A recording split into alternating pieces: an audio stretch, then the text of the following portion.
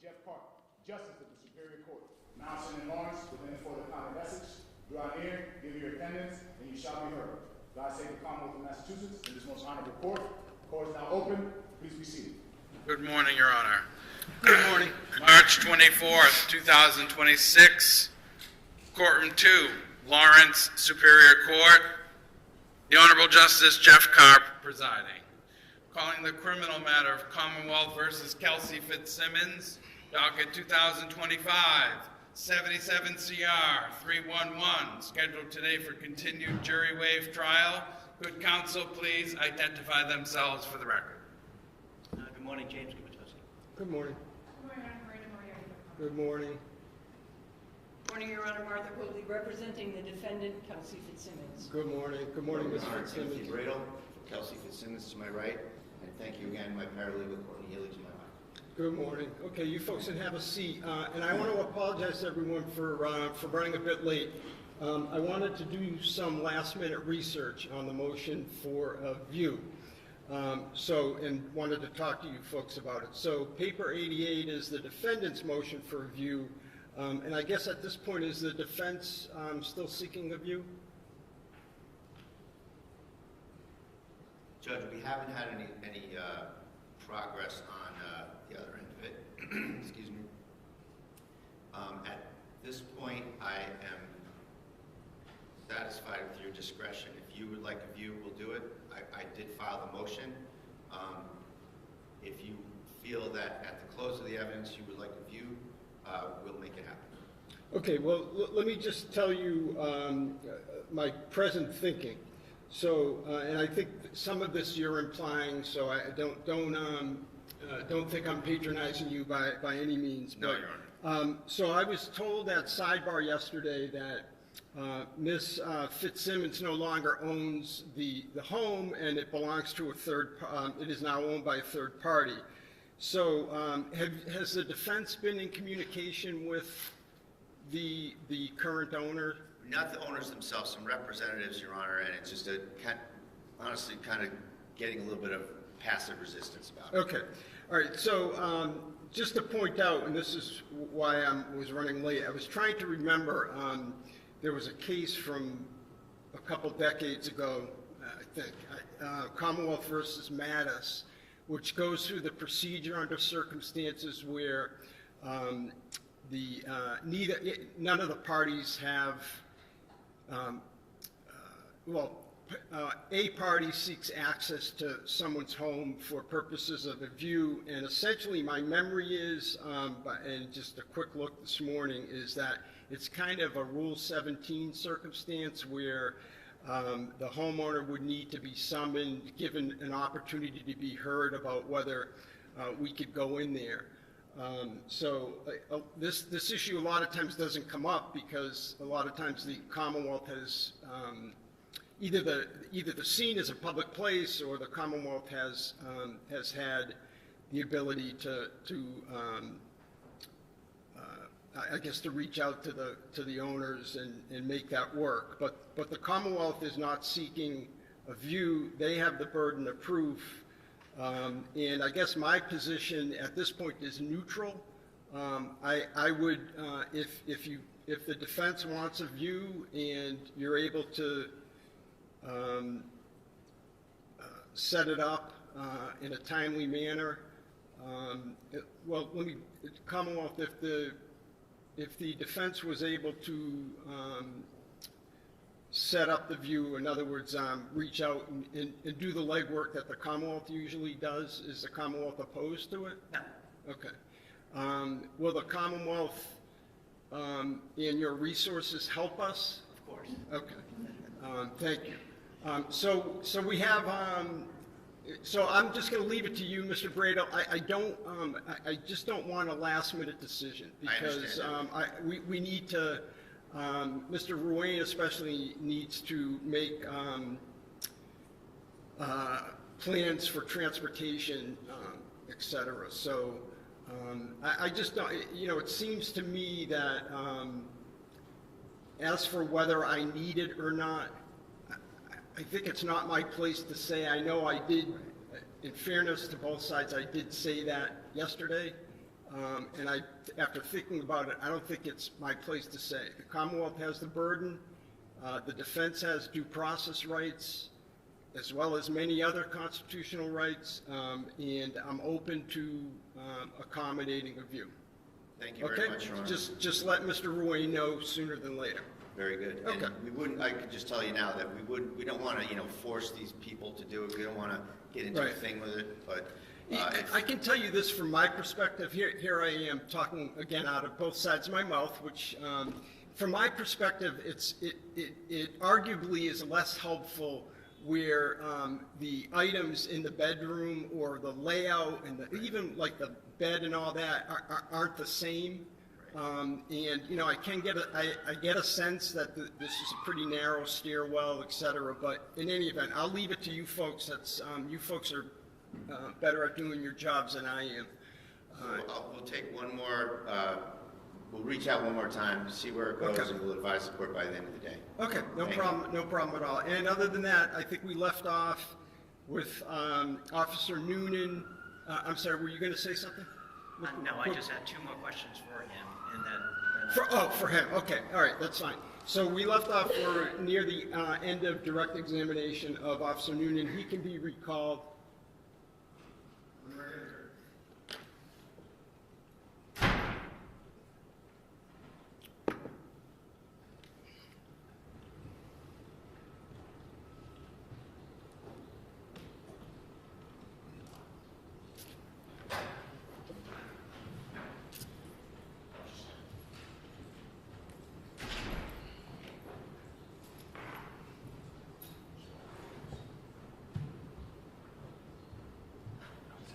Just remind him. Yes, sir, please. You can take the stand, sir. Good morning, Just sir. reminding you that you're still under oath from yesterday. Yes, sir. Thank you. Good morning, sir. Good morning. All set, Mr. Gubertosi? thank you. Sir, I just had a couple more questions for you. The firearm that you used on the 30th, what happened to it after you left the residence?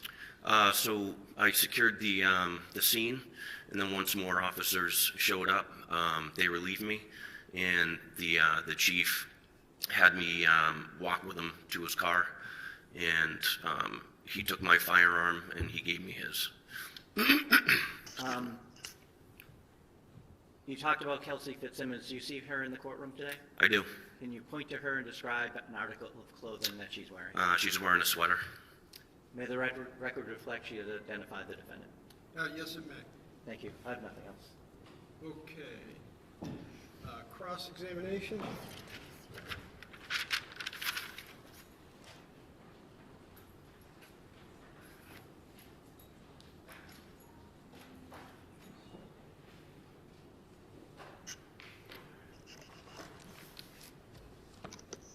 May I inquire, Your Honor? Yes, please. Thank you. Good morning, sir. Morning. Before we get into the case, I'm looking at your glasses. Are those glasses AI recording type glasses? No, Okay, so you're not recording anything right now? absolutely not. Okay. Let's go to June 30th at Kelsey Fitzsimmons' house. What time did you get there? I think right around 6 or 5:30, 6 o'clock. The upshot of that visit was that when you got there, you didn't secure the firearms, did you? No, we didn't.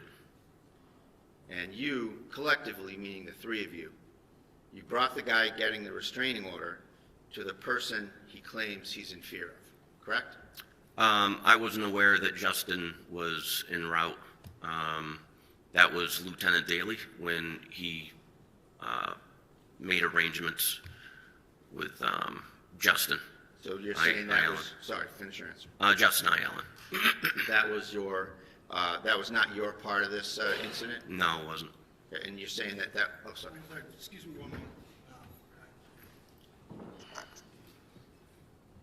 One moment.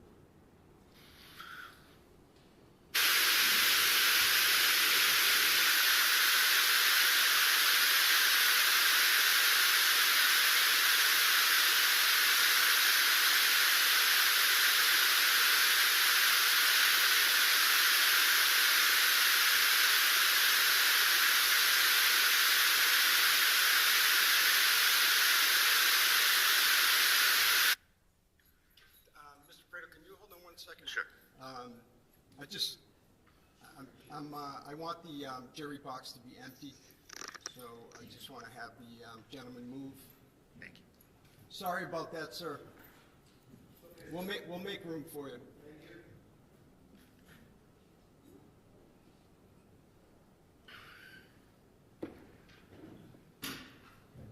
And just one second, Mr. Brado.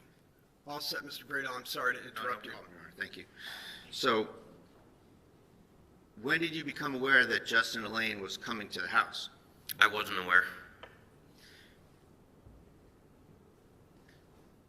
Did you see him at all when you were there? No. You were aware that he came in and was walking around the house? No.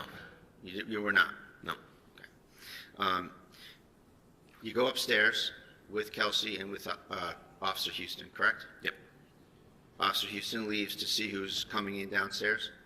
There was an older woman that was causing a scene with Lieutenant Daly, and The question was, did Houston go downstairs? he did, to mitigate what was going on downstairs, is what my belief was. Okay. And you were with Kelsey when she had gone into her bedroom, correct? Yes. Then you went down the stairs to see what was going on. No, You took some steps down the stairs, didn't you? I did not. Your testimony is that you stayed on that landing? Yes.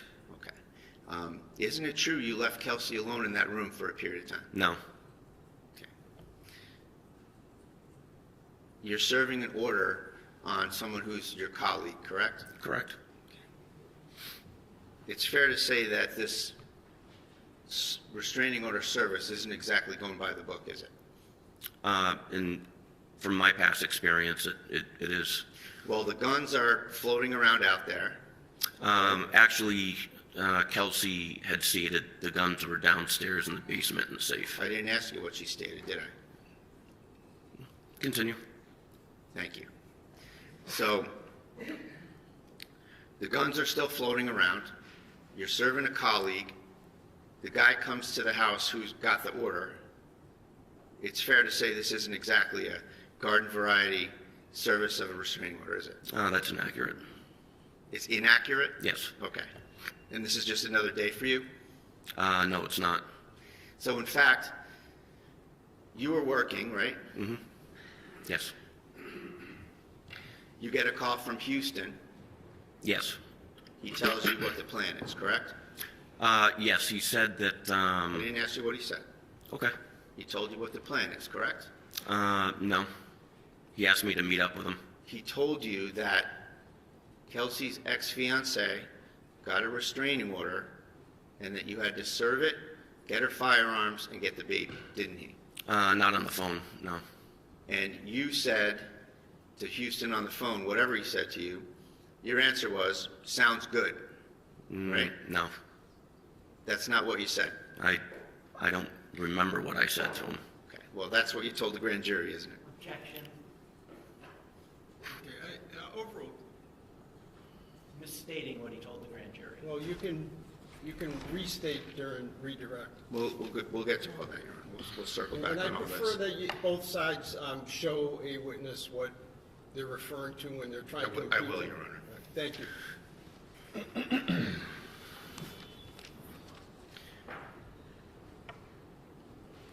I want to ask you some questions about your relationship with Kelsey. Sure. You said that you didn't know her well, That's correct. and you said that she was on maternity leave most of the time. Is that right? Yeah, that's correct. And you also said that you got along well with her, right? For the time, I think we went to one or two calls together. Other than that, I worked a completely different shift, so we got along when we went to calls, yes. Did you get along well with her or not? Yeah. Okay. And did you think well of her? I really didn't have an opinion. I didn't have a chance to really get to know her. Well, do you know Maureen Teresi, your neighbor? Maureen Teresi. You gave her your opinion of Kelsey, didn't you? I don't remember. You called her a whack job, didn't you? I don't recall. I'm sorry, Mr. Bradle, I missed the question. Can you state Sure. that again? So I asked him if he knew Miss Maureen Teresi, his neighbor, Okay. and I said that he gave his opinion of Kelsey to his neighbor, and that he called her a whack job. And then you can answer again, sir. What was your answer? I don't recall. You don't recall? I don't. Is it possible you called her a whack job to your neighbor? It's possible. So that's what you really think about Kelsey, is it that she's a whack job? After she tried to kill me. And at the time, you went in there loaded for bear, didn't you? No. Well, let's see. You told the state police that the job was to section her, didn't you? It was spoken about that if she reacts badly during the restraining order, she may have to get sectioned. Well, that's what you said, that you had pre-planned that you were going to section her. It wasn't The job was to pre-planned. section her, isn't that what you said? No, that's inaccurate. So- Hold on one second. Let me just go through some ground rules. You need to wait until the question's complete, because we can't have two folks talking over one another. Yes, sir. All right, thanks very much. Go ahead, Mr. Bradle. And also, you raised quite a lot of concerns about where Kelsey parked her car, correct? Yes. And you suggested at one point that you could box her in and take her into custody with respect to the car, right? Yes. So you were thinking that she was going to need to be sectioned, that she was a whack job, and that she needed to be boxed in and placed into custody, right? Objection. I'm asking about a state of mind, Your Honor. He has testified that he thought she was a whack job before he went in there. Overruled. Those are all things that were in your mindset, weren't they? No. Well, you said them, right?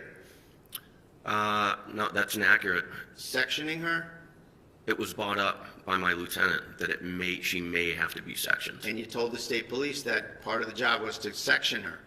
if she were to be sectioned. You didn't say that part to the state police, did you? I don't recall. Okay, well, we'll go over all this, don't worry. Okay. And so, with respect to the car, you testified in such a manner that you're suggesting that there was some suspicion attached to that, right? Can you rephrase? Yeah, you're suspicious of the fact that she parked the car 150 yards away, you said. Yes. So, your mindset is that she's evading something or she's up to something? Well, in my training and experience, the distance of where she parked her car from her house and having a baby, and also her behavior in the past where her car was always parked in the driveway, So you didn't know her very well. I knew where she lived, and I patrol the town, so I have to drive by her house. So she parks in the school next to her house. Yes. What are you thinking she's going to do? I don't know. I don't know what her mindset was. So you're speculating about any suspicion that's attached to that parking job, right? I was just suspicious about that. So she's in the house. You Yes. know she's in the house. No, I don't. You go to the house. You knock on the door. Daly knocks on the door. She comes out like a regular mom, Yes. holding the baby, wearing sweats, hair's probably in a ponytail, opens the door, Yes. right? So at that point, do you let go of your suspicions about where she parked the car? I was still curious as to why she parked her car over 150 yards away. Well, you're looking at it through your own lens as an investigator. Isn't it possible that there's 100 other possibilities in her life that maybe she parked there for some other reason? Could be. I don't know. Again, I don't know what her mindset was. So you go in there, and you are the only officer who has tactical gloves on when you go in there, correct? They're neoprene gloves, yes. So you're ready for anything, right? It's past practice with me after working in Lawrence for so long. I tend to glove up for sanitary reasons. I knew we were going to have to handle her firearms, so I didn't want to get any of my prints or anything on them. But you said you took them off fairly quickly when you got in there. Yes. And at what point did you take them off? Right before she handed me the baby. So you hadn't yet touched the firearms, and you took them off. So that plan about not getting your prints on the firearms didn't pan out, did it? I didn't want to hold the baby with those gloves. They're pretty dirty.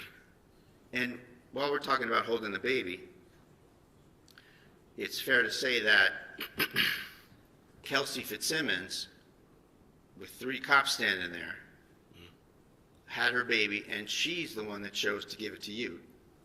Isn't Yes. that right? You didn't ask for it. Daly didn't order her to give it to you.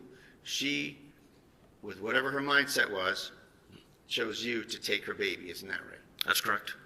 And she chose you to take a bottle and feed her baby, right? That's correct. And then this is 5 minutes before you say she tries to murder you, right? That's correct. Okay. Now, you said that you felt that the baby couldn't be comfortable because you had your vest on. So it wasn't comfortable, and you wanted to give the baby off to someone else, right? That's correct. A fair statement? Yes. Okay. Well, that's not what you said prior, is it? Well, I like to have my hands free as well. I don't like my hands tied up. That's what you said the last time, right? That when you spoke with the state police, that you didn't like having anything in your hands, and it was really a tactical reason why you gave the baby up, right? No, it wasn't a tactical. I just didn't want to be holding the baby. Isn't it tactical that you want to have your hands free to deal with anything you have to deal with at this? I want to have my hands free on every call. What's that I wrong go with the to. word tactical? Why isn't that tactical? Can you rephrase that? What's wrong with the word tactical? There's nothing wrong with that. So why doesn't it apply? Because I said it? I'm sure it could apply. I'll strike that, Your Honor. Why doesn't it apply? I'm sure it could apply. Sure. So for tactical reasons, you gave up the baby. But that's not what you said here at this trial, is it? I don't recall what you. Can you rephrase that? Well, here at the trial, you said that the baby couldn't have been comfortable and you wanted to give the baby off, right? Yeah, that's correct. And you didn't say anything about wanting to keep your hands free for tactical reasons, right? It wasn't asked. You were asked what happened repeatedly, and you had every opportunity to talk about it, didn't you? Sure. And you left it out. Not on purpose. We'll see. Mr. Brado, comment like that isn't helpful, please. Sorry, Your Honor, motion to strike. You're moving to strike your own comment? I am. It's allowed. And that's very forthright of you.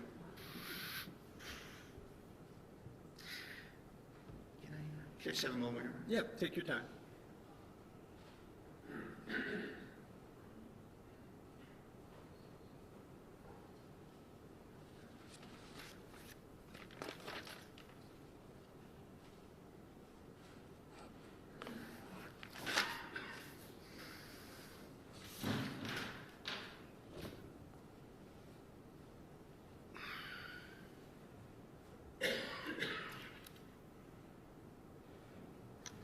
I want to ask you something about your grand jury testimony that we alluded to.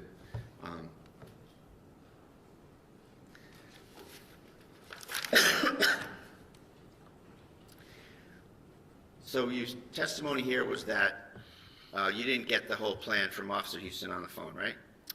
Yeah, that's correct. And my suggestion that your answer about the thing in sort of a matter-of-fact way was, okay, sounds good. And you disagree that you said that, right? I don't disagree. I just don't recall. You don't recall? Yeah, what I said. So Great. isn't it true that you were asked, page 36, who did you get a call from? Officer Houston. And what was that call about? Was the next question. And your answer was, he had asked me if Lieutenant Daly reached out to me. I said no. Officer Houston said, hey, can you meet me at the CCC, which is a little grade school behind the Atkinson School. he said, "We have to serve papers to Officer Kelsey." I said, "Okay, sounds good." And I drove over to that location and met up with him, right? And you knew those papers were a restraining order for Kelsey to give up the baby, give up her guns, lose her job, brought by her fiance, right? I had no idea what was entailed in the restraining order at that time. At what point did you learn the job here? As far as the restraining order, As far as this job you were going to do at Kelsey's house? what job? The restraining order service, taking the baby, finding the guns, When I met up with sectioning her, Officer boxing her in. When I putting met her up into with Officer custody. Houston. Don't talk when I'm talking, sir.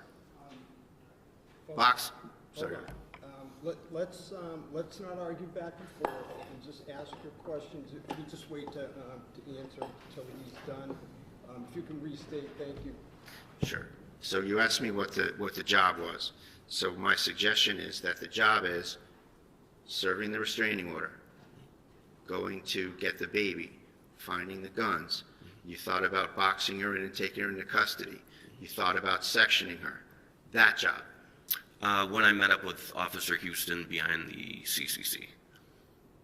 And at that point, you knew what you were getting into, right? After he explained what was going on, and we were pretty shocked.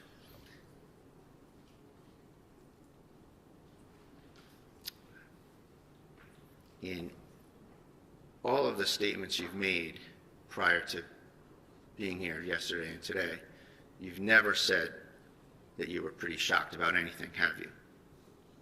I don't recall. You weren't shocked. You were treating this like a video game, weren't you? No. Well, your first answer is, sounds good, like it's any other day, right?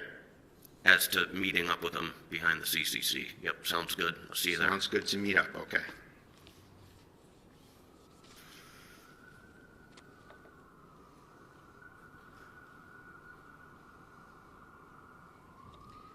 Let's talk about the bedroom and the shots that you fired. Here in court, you said that those shots were in rapid fire. Rapid succession, yes. And like a boom boom? Yes. Okay.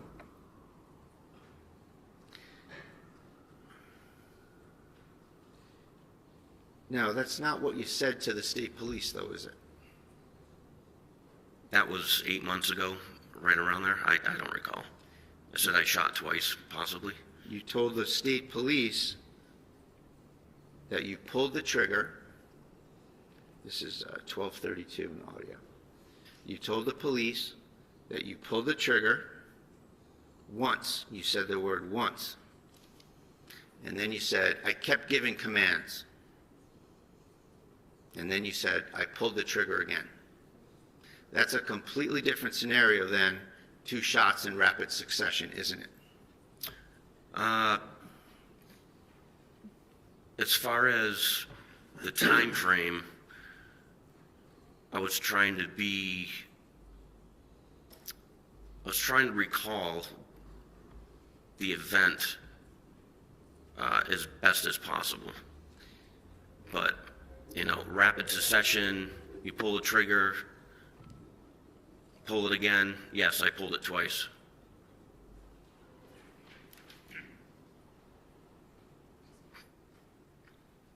So that was July 3rd, right after this incident, wasn't it? Yes, sir. So it's fair to say that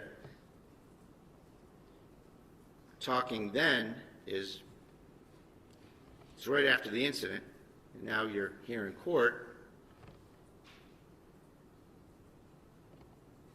Both of those propositions can't be true, can they? I'm sorry, what? The proposition, I'll rephrase it here. The proposition that you said here in court, that you made 2 shots in rapid succession, Yes. and what you said on July 3rd, 1 shot, giving some commands, another shot, both of those things can't be true, can they? They can be true. They can be true. Yes. So rapid succession, and then what? You talk really fast? before the second shot? Oh, I was given commands. Don't do it, don't do it. I'm asking you about this particular passage, this particular thing. Here you said you made 2 shots in rapid succession. Yes. You painted a different picture on July 3rd, didn't you? No. You shot, you gave commands, and then you shot again. That's the How truth. can that be rapid succession? Because that's how it went in rapid succession. You disagreed with me that it was a boom boom. Yes. So where's the time for the commands between the shots? As I'm yelling them. Well, that's not what you said. You said you pulled the trigger once. I kept giving commands. I pulled the trigger again. Yes. So they're 2 different assertions, aren't they? No. Okay.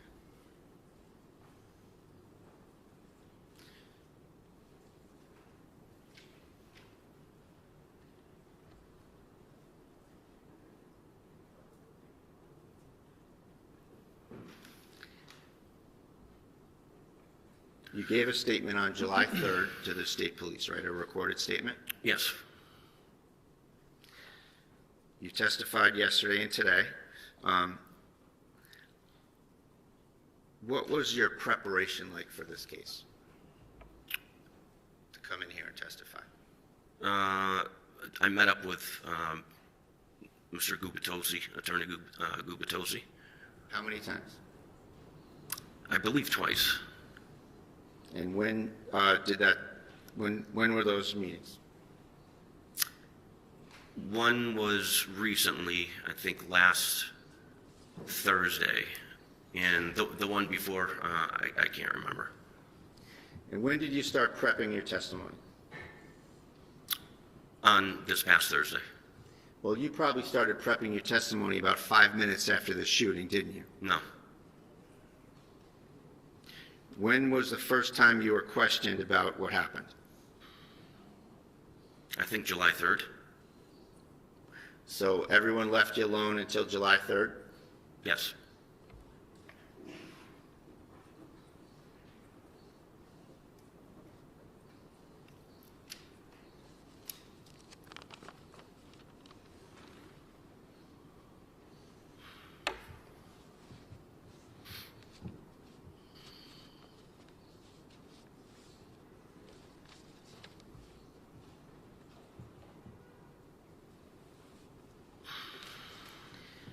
When you were upstairs with Kelsey, she kept giving you things and asking you to take them downstairs, didn't she? That's correct. And she did that with Houston as well, right? Yes. So it's fair to say that she was trying to get you away from her, right? I don't know what her mindset was. I wasn't going to leave her alone. Sure, let me ask you a better question.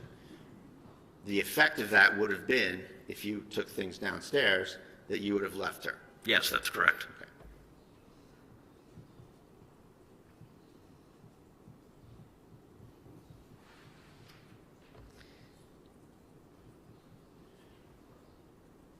That's not consistent with her trying to kill you, is it?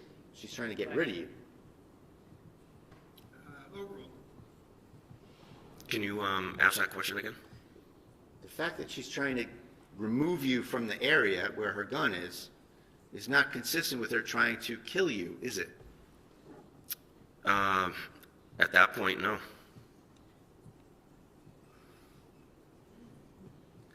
So let's get into the incident here. What do you say happened? You say that Kelsey went into her bedroom after being in the baby's room, correct? Yes. She, you don't go in the room, right? No, I stayed at the very top of the stairs, right before the door frame. So it's fair to say you're on the landing, the top of the stairs, looking into the room. That's correct.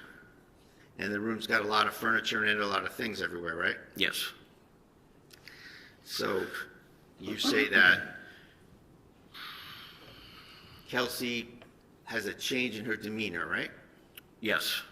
She starts to shake and get upset, shaking uncontrollably, you said, right? Yes.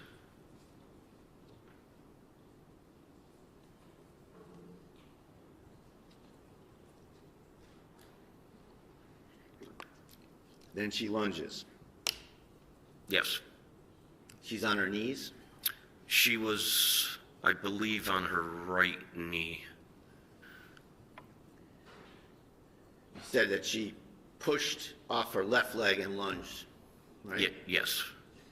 And at the time, you were 3 feet away from her, Yes. maybe less. Maybe. So can we agree that's arm's length? She was a little further away than arm's length, I would say. So arm's length if you reach over maybe. How about that? Yes. And your testimony is that she lunges over and obtains a gun, Yes. right? And she assumes a certain stance. Can you elaborate? Well, you were there. What stance did she assume? She pointed a gun at my face and pulled the trigger. And yesterday when you were being questioned, you assumed a two-handed stance to show that, didn't you? That's correct. And what do you call that kind of a stance? I don't know. Like a modified Weaver stance? Yes. So she assumes a modified Weaver stance. Can you stand up and show a modified Weaver stance? Your Honor? That's just what it's called. Okay.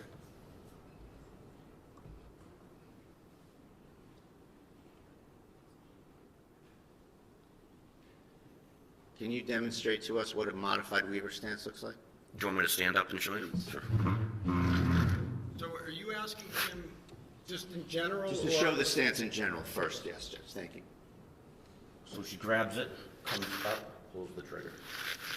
That's not, I don't think that's what he was asking you, but. So just what's the modified Weaver stance? What is it? Here.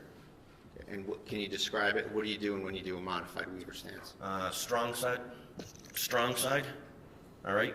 So if I'm a righty, this is my strong side. That's going to grab the pistol, and I use my support hand to support the weapon. Are you righty? I'm sorry? Are you righty? I am. You can have a seat, thank you. Thanks. And you're saying that Ms. Fitzsimmons had the gun in that kind of a stance? Yes. And how far was the gun away from your face? It was right outside of arm's length. So she's 3 feet away. She assumes the modified Weaver stance, so she's probably another foot or two towards you, right? She stepped to the left. I don't know if she stepped towards me. Well, your testimony was that she immediately lifted the gun to you and Yes. pulled the trigger and tried to shoot you right in the face. Yes. So the gun didn't go off, No. and there she is with the gun there. The guns didn't go off, and you're within feet of her and the gun that didn't go off, right? That's correct. And you didn't just grab her, did you? No, I was in complete shock. And then she started backpedaling immediately and trying to tap and rack that weapon. Right. So your testimony is that Kelsey goes from a wounded bird shaking uncontrollably to a female movie action hero, doesn't she? Those aren't my words. That's your description of what happened, isn't it? I didn't describe that either in So those words. she gets the gun. She tries to murder you in the face. Yes. 5 minutes after she has you feed her baby. Yes. She pulls the trigger, nothing happens. Yes. It went click. She stands up, right? She was already standing. So as she's standing, she shoots you. She tries to shoot you in the face. Yes. And then she started to backpedal. So first she backpedals, then she sidesteps, she tap racks again, right? Yes. So in all this time, this is like the longest tap rack in history, isn't it? It's 4 seconds. So she gets up, she sidestep first or backpedal first? Backpedals. So she backpedals first. And then How many sidestep. steps? I would say maybe 4 or 5, and then maybe another 3, 4, 5 to her left, which is my right. So she goes into action. She tapping the magazine and then racking the gun while she's moving around? Yes, she's a well-trained police officer Who's a whack job? who tried to kill me. So, let's get the order straight. You said that she backpedals first. Yes, after she pulled the trigger. And nothing happens. Yes, And then she taps the magazine yes. and then racks the slide. I believe her hand slipped off. That's when she went in, and I was giving her commands, don't do it. And she re-racked and started to bring her right arm up. And then she does it again, right? Yes, And you actually have no idea whether she successfully racked it the first time or successfully racked it the second time, correct? that's correct. You don't know what happened. No, I don't. And so it takes a few seconds to take 4 or 5 or whatever steps back towards the air conditioner, right? From beginning to end, once she pulled the gun on me and pulled the trigger, and by the time I shot her, it was right around 4 seconds total, if not 3.5. It was very fast. So she goes from shaking uncontrollably, sad about her situation, crying, to being pretty nimble. She wasn't crying. She walks, she backpedals, you said, right? That's correct. Then she sidesteps Yes, to the air conditioner. And you had a look of panic on your face at that time, didn't you? no, You were flustered, weren't you? no. Well, you were in shock 5 minutes later, weren't you? After the incident and my adrenaline dumped, yeah, I was in shock then. So, at the time, getting back to the incident, Kelsey's by the air conditioner. She's backpedaled, she's sidestepped, she tapped, she racked, she tapped, she racked, and then you shoot her. Yes. And you shot 2 shots. Where are we on the rapid succession? Which one do you want to go with? Rapid succession, or you shot, gave commands, and shot again? Which is it? I was given commands and shooting at the same time. Okay. Well, your prior testimony was that you shot, you pulled the trigger, gave commands, and you pulled the trigger again. Yes. So was it that, or was it boom, boom, rapid succession? It all happened in 4 seconds or less.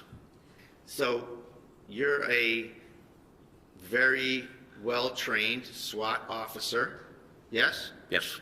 You're a firearms instructor. No. You're a patrol instructor, where you instruct What's a other patrol? officers on the job, right? Field training officer. Field training officer. Yes. Thank you. Mhm. And you've been doing this for 25 years, No. 20 years. Right around there, yes. Okay, so you've been doing this for 20 years. And one of your thought processes was that you wanted to give your training and experience back to the North Andover PD where you started, right? Yes, and come back where I started. And here, your first shot, you missed her from about 7 feet away.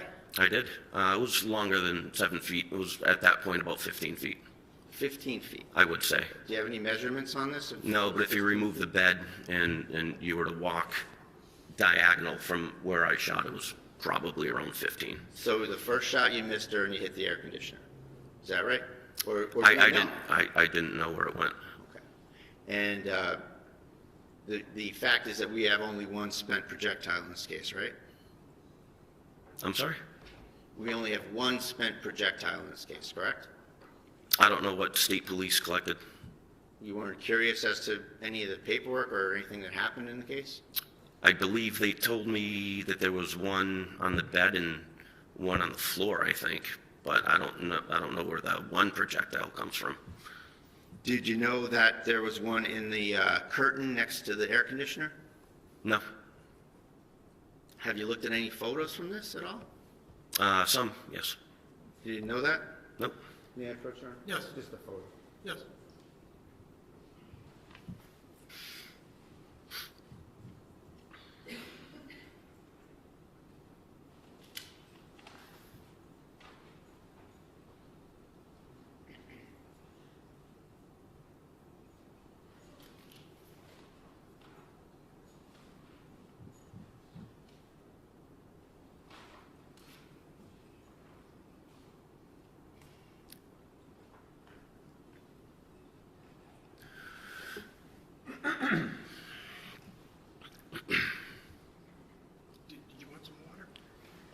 Awesome.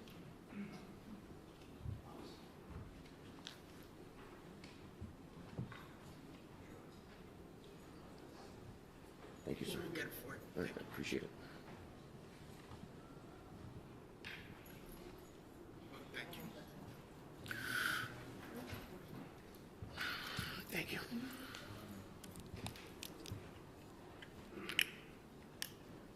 I'm going to show you for the record, Exhibit 49, sir. See that? Yes, that's the entrance to her bedroom. And is that a fair and accurate depiction of kind of the stuff that was there at the time?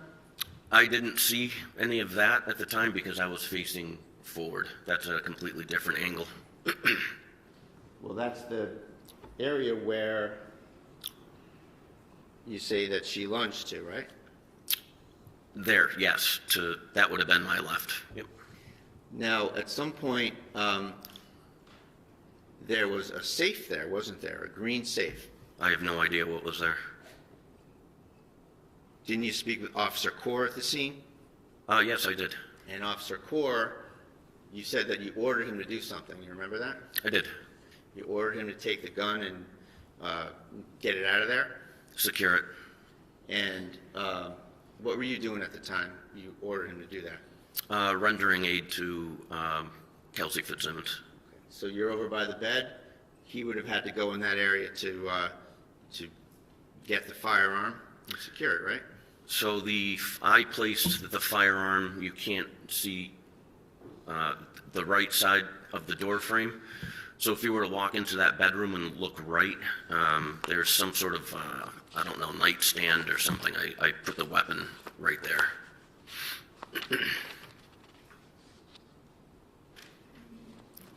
I'll show you Exhibit 75.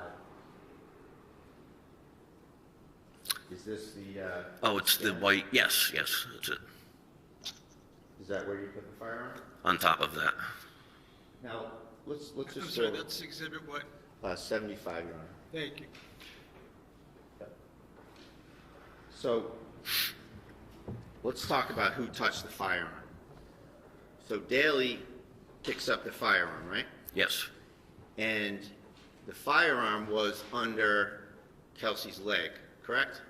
I don't know where it was. I was covering down. I know he flipped her over and found the weapon. I don't recall where it was. Okay. You heard, strike that. So, your testimony is that Kelsey's racking the gun, sidestepping, backpedaling, tap rack, and at some point she points the gun at you, right? Her arm started to come up towards me. Okay. So it's fair to say that she's back again, like we said earlier. She's starting to do this, right? No weaver stance. Okay, so one hand. It was. Is that the FBI crouch? What do you call that?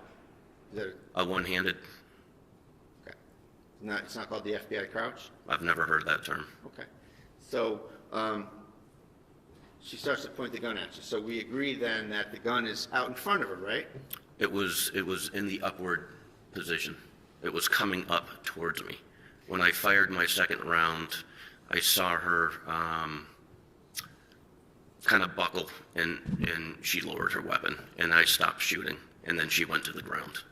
You hit her in the chest. She goes flying back and lands on her back, right? She didn't go flying back. She landed on her back, correct?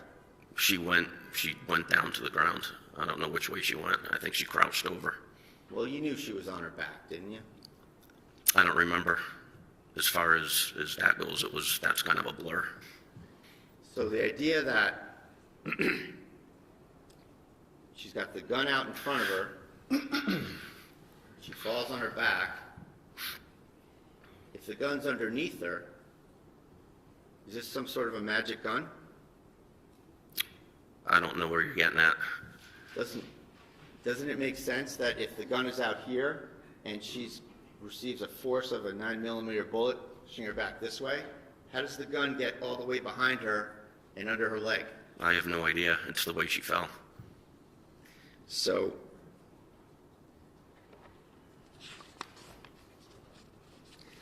So back to the notion of who touches the gun. Daly picks up the gun, right? Yes, Daly puts it on the bed, correct? yes. And you don't like that. I don't. It's too close to her. Okay. Well, she's sitting there with a gunshot wound to her chest with you there and Daly there. Isn't that fair to say? Yes, So then you touch the gun, right? I do. And then you move it to the white shelf, bookshelf. Yes, And then Core arrives. And Yes. then you tell Core to grab the gun and secure it, right? I do. And then Core has it. Does he take it into the hallway? Maybe. I remember just focusing my attention on Kelsey. Sure, understandable. So you're focusing on Kelsey and you're giving her first aid. Yes. Well, Lieutenant Daly was starting to work on her. Well, is it fair to say that at first you still had your gun on her, but then you helped with the first aid? Yes, Okay. afterwards. So that was your primary focus, was once you felt that she was not a threat to you on your testimony, you started to assist with the first aid, right? Yes, And you and Daly are rendering first aid, and then Core comes, right? yes, yes. And you say, get that out of here, secure the gun. Yep, make it safe. Okay, so it's fair to say that Core does that, but your attention is not on what he's doing, it's on rendering first aid, right? That's correct. So you don't have any knowledge or observation of what Core did with the firearm, right? No,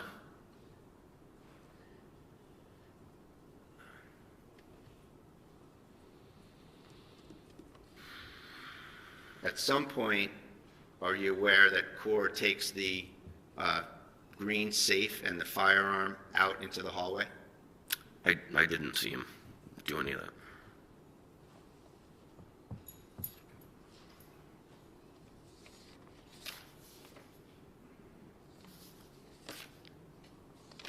I'll show you Exhibit 51.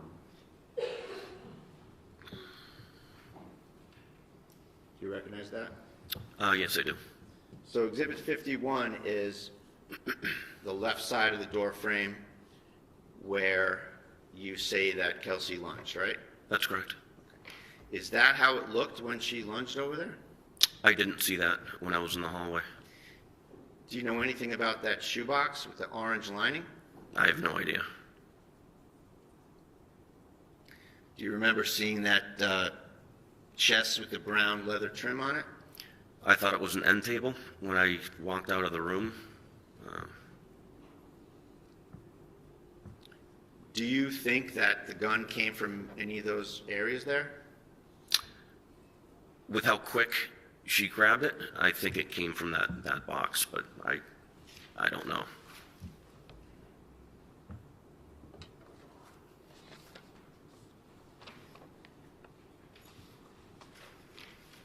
Here's Exhibit 36.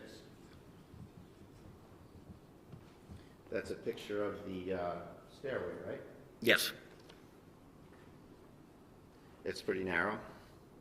yes, And you went up to the top, and you were at that landing, right? that's correct. You never entered Kelsey's room? No,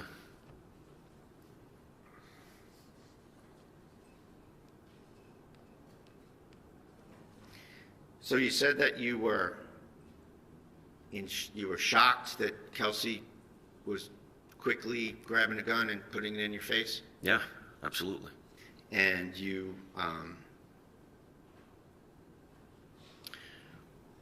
that she'd gotten the drop on you, right? Yes, And at that point, you feared for your life, you say, right? absolutely. And you panicked, and you shot her. No, Well, you missed her from just a few feet away. it's hard to shoot a moving target or anything moving.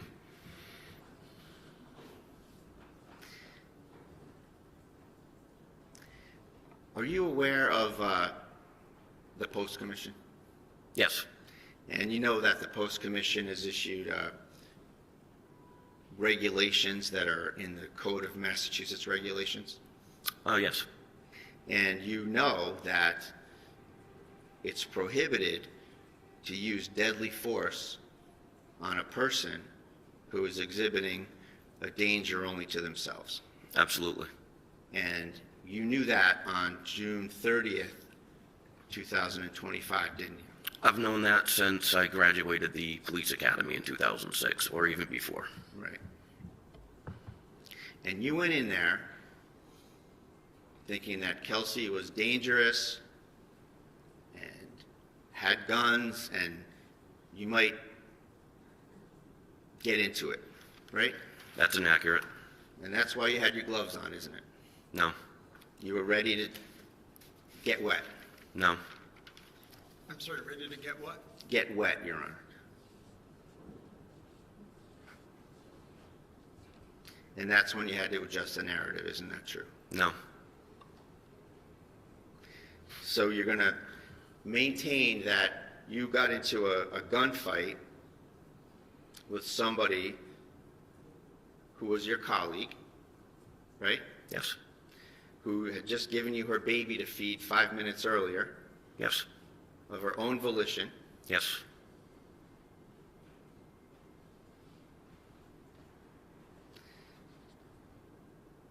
She developed some sort of a homicidal animus towards you for what Justin Aylaian just did to her, right?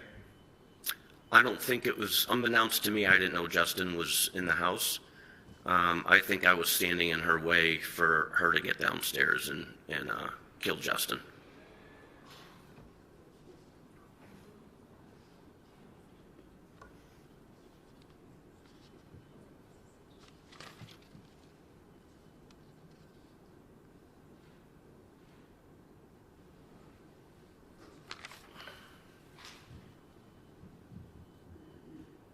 I assume this is in hindsight. Hindsight, yeah.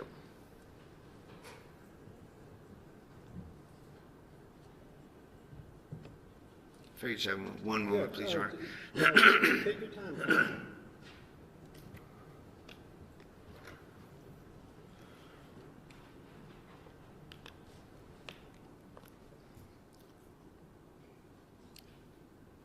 Did you have a taser? I did. Did you think maybe to use the taser when she pulled the trigger and the gun didn't go off? No. You meet deadly force with deadly force. She's 3 feet away from you? Yes. Could have just grabbed her, couldn't you? No.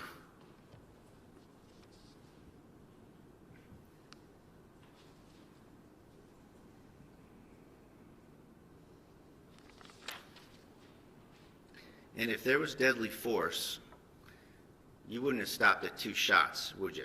You would have emptied that magazine right into her. I stopped when she stopped. And that's what I'm trying to do. Stop the threat, not empty a mag.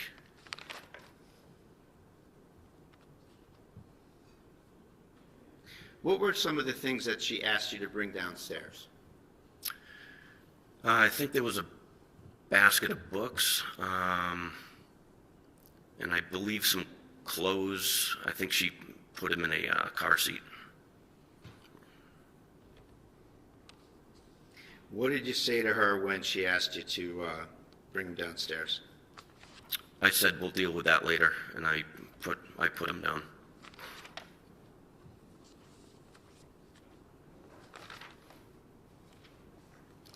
What was her reaction? She just kept packing stuff.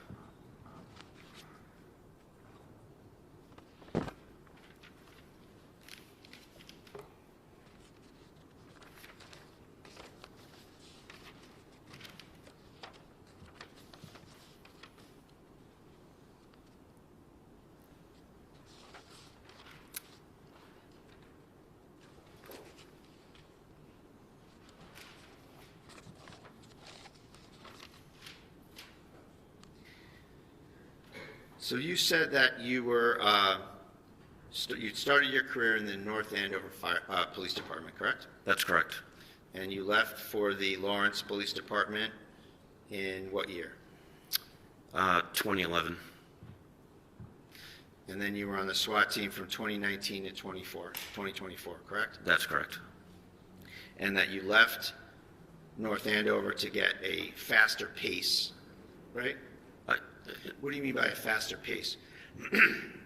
Busier. Are you talking about when I left North Andover to go to Lawrence, or? Yes. A busier atmosphere. More action. More calls for service. More what, I'm sorry? Calls for service. Calls for service. I wanted more experience. And you were there for how long? In Lawrence? Yeah. From 2011 to 2024. 2024, you go back to North Andover, correct? Yes. And you said that you wanted to bring your training and experience back to where it all started, right? Yes. Meaning you wanted to offer officers at North Andover the benefit of your training and experience, correct? Correct. You said that you only have 10 years left, getting older, a slower pace is what's needed, right? Yes. So,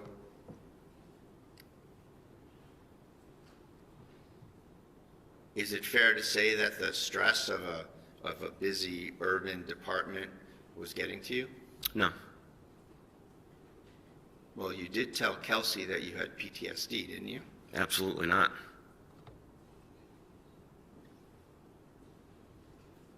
So slower pace, and you just wanted to grace the department with your training and experience, correct? Yes. Is that right? Yes.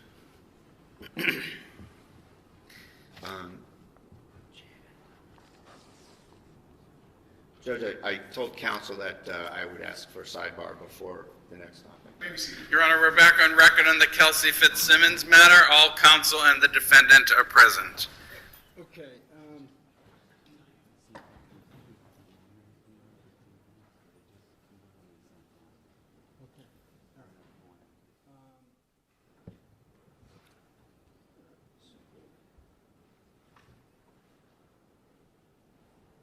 All right, just for the record, Officer Noonan is not in the courtroom, correct? No, okay. Mr. Brado, do you have additional counsel sitting with you? Judge, yes, thank you. I wanted to introduce Ryan Leonard and Julie Hess. They're attorneys that are working with us in the probate court, and I wanted to ask if it would be all right if they were up here, because they've been assisting us with various factual matters. Would that be all right with the court if they sit here? Commonwealth, you take a position? No, but if they file appearances in this case. Yeah, I think you'll have to file these limited appearances for the day, that's fine. And let me just, let me get your names. I'm sorry, your names again?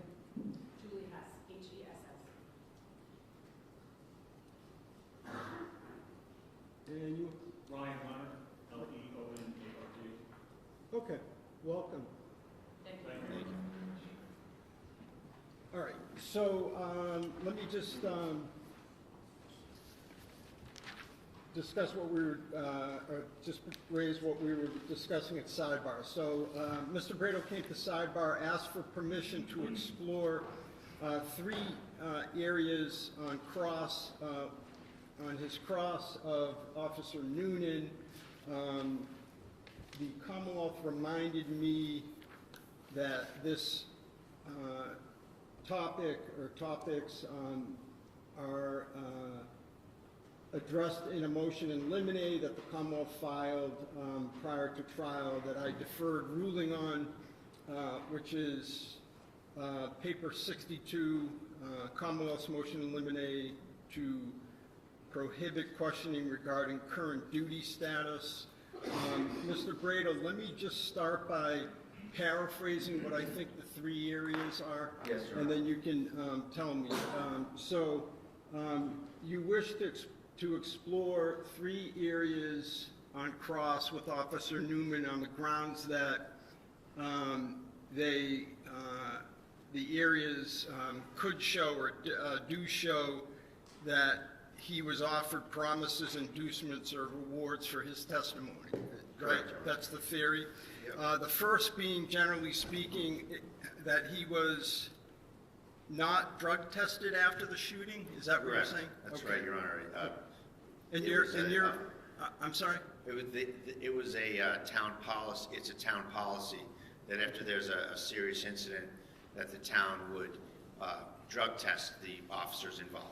Okay, so number two, and I may not have these in the order that you raised them. Number two was that essentially you allege Officer Noonan missed a shift sometime after the shooting.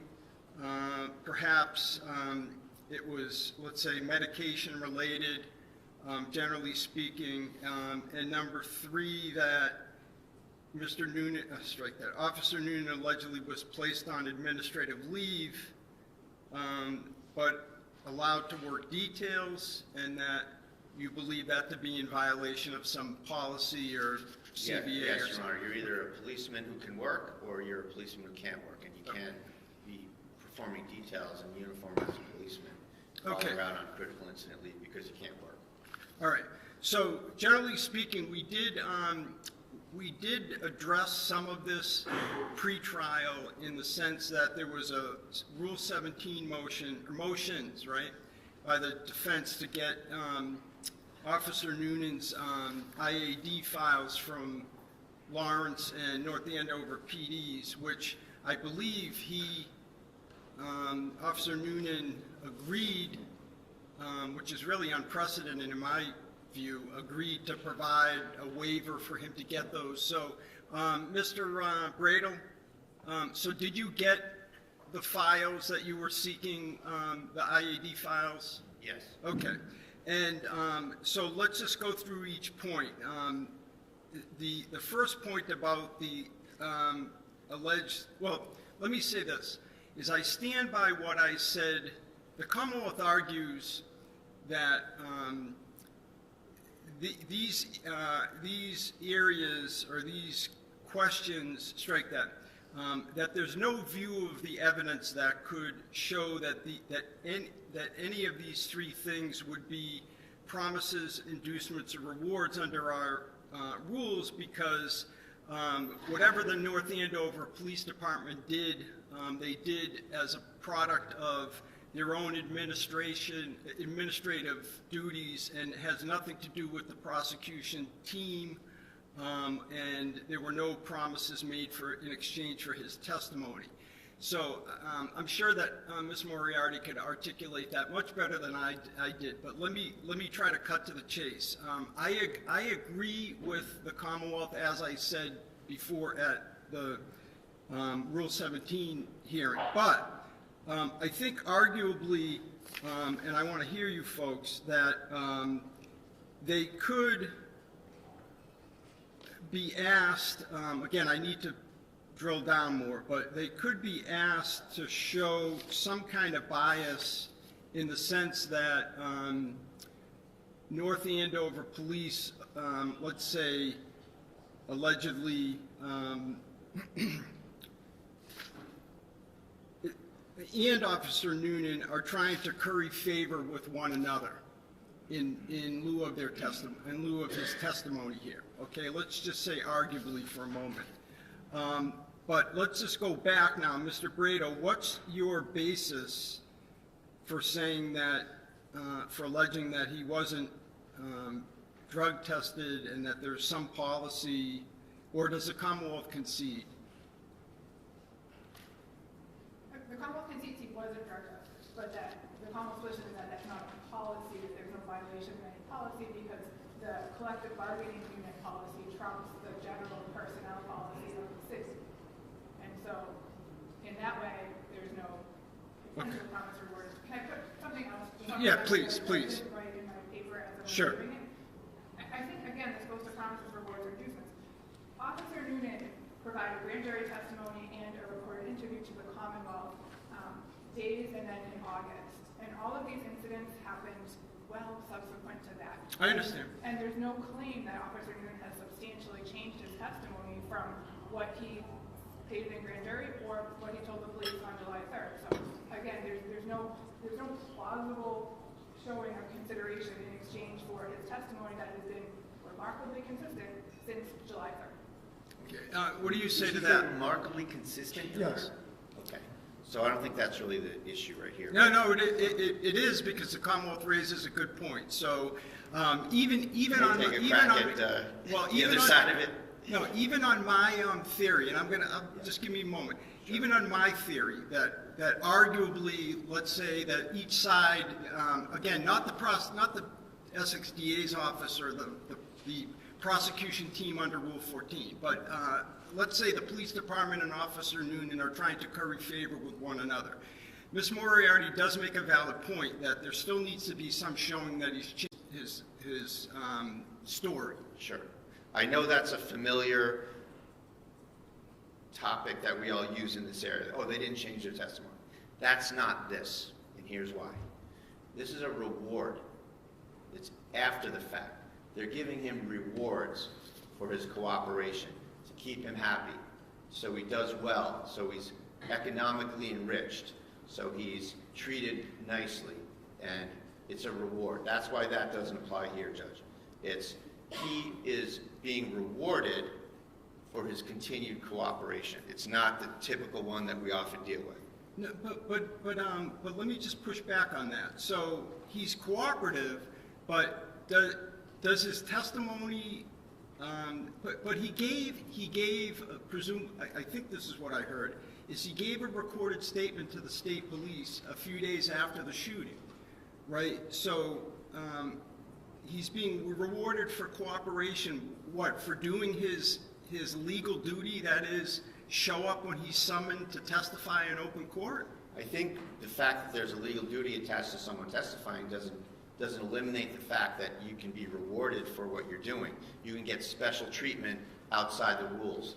And I think that goes to the heart of cross-examination, where if someone has a rule made up just for them, that they can be a cop on a detail, but they don't have to be on the schedule because they're out on leave because they can't perform their job, that's a remarkable, unprecedented, in my research and investigation, an unprecedented accommodation. Well, is it unprecedented, or is it a legally binding part of the CBA? No, it's in violation of that. Okay, so I don't, go ahead, Ms. Moriarty. Judge, and I'm frankly less concerned about this issue where you're the fact finder. I think it's the right thing to do is to keep this as we would treat any other witness, where it doesn't matter what employment decisions the North Andover police and Officer Noonan have, that's the employment decisions, just like IA files, are not part of the prosecution team, are not part of Rule 14. North Andover couldn't promise Officer Noonan something without the approval of the district attorney's office. So I think that, again, that interplay, if there is any interplay there, has nothing to do with Officer Noonan's testimony here today. Okay, but Mr. Bradle says that this absence of drug testing was in contravention of the CBA. I don't think he hasn't brought forward the CBA. He has no per se basis to ask these questions. Okay. All right. So, Mr. Bradle, let's move on to the second point. Your second point is that Mr. Noonan, Officer Noonan, allegedly missed a shift related to some medication. Let's leave. I don't need to know more. I mean, I know more because you've articulated that sidebar, but we don't need to rehash that. Okay. And you're saying, I think somewhere in your paperwork, that as a result of that missing the shift, I think you referred to it as AWOL, he received a written reprimand as opposed to some more significant action, adverse action. Correct? Is that generally what your theory is? Generally, yes, Your Honor, with a little more elaboration, if I could. Please. So, we've had a number of whistleblowers from the department approach us with information. And as a result of that, I will proffer to the court that I have a good faith basis to assert that... Hold on a second. to assert generally what I won't say anything. your sources. What I'm trying to do here is I'm trying to make sure that no witness's reputation is attacked and destroyed for on an illegal issue that I end up denying. All right. So I'm not saying that that's the case here, but let's just say, okay, let's skip you have a good faith basis to ask this. Okay. You say you have a whistleblower, et cetera. So you're saying that this again shows what? That he's receiving favorable treatment? Rewards for his continued cooperation, Your Honor, that's correct. That it doesn't have anything to do with changing his testimony or not changing his testimony. That he's being lavished with rewards. He is, that this, and I won't say anything relative to any of his conduct, but that this reprimand letter was not going to be issued, and that at some point it was sort of a after the fact thing, that it was in fact issued for appearance's sake, and that originally there was going to be no sanction whatsoever and no exploration into the, and I won't say it, but the reasons why he missed his shift. Okay, so let's say there that the proposed question is, Officer Noonan, isn't it true that on such and such a date, you overslept because of some medication, you missed a shift, you were deemed AWOL, and you only received a written reprimand when policy called for you to be subject to the death penalty. And so that's the question. Right. And he says yes, no, okay. Then what? Let's say he says no, that's not true.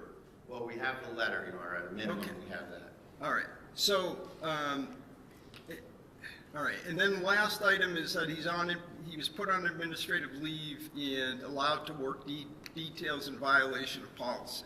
Right. And you're saying that that's an ongoing? That's my information, Judge, is that he was working details and What's the source of your information? another whistleblower, Your Honor. And, they come to me in good faith and, And they have you vetted these whistleblowers? Yes. Okay. Listen, frankly,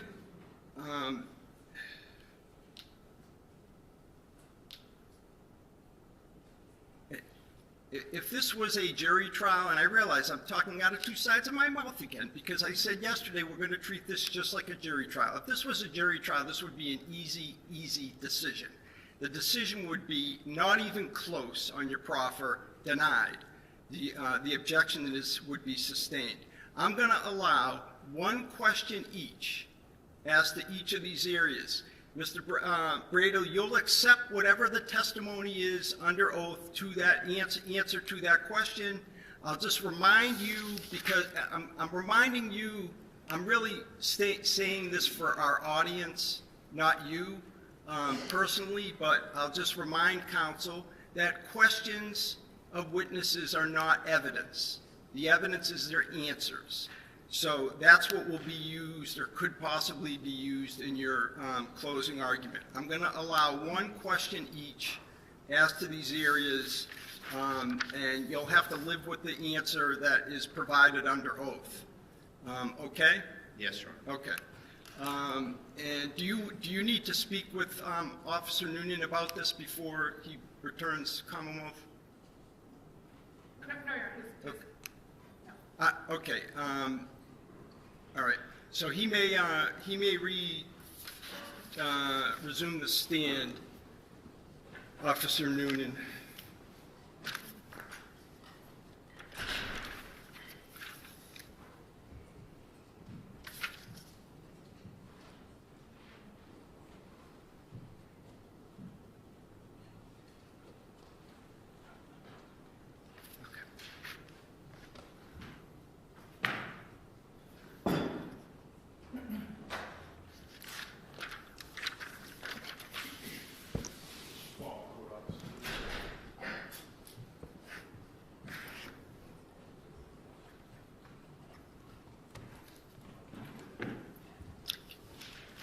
Thank you, Officer Noonan.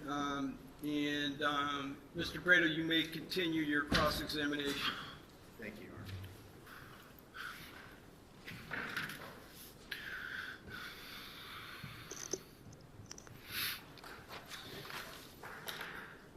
Honor.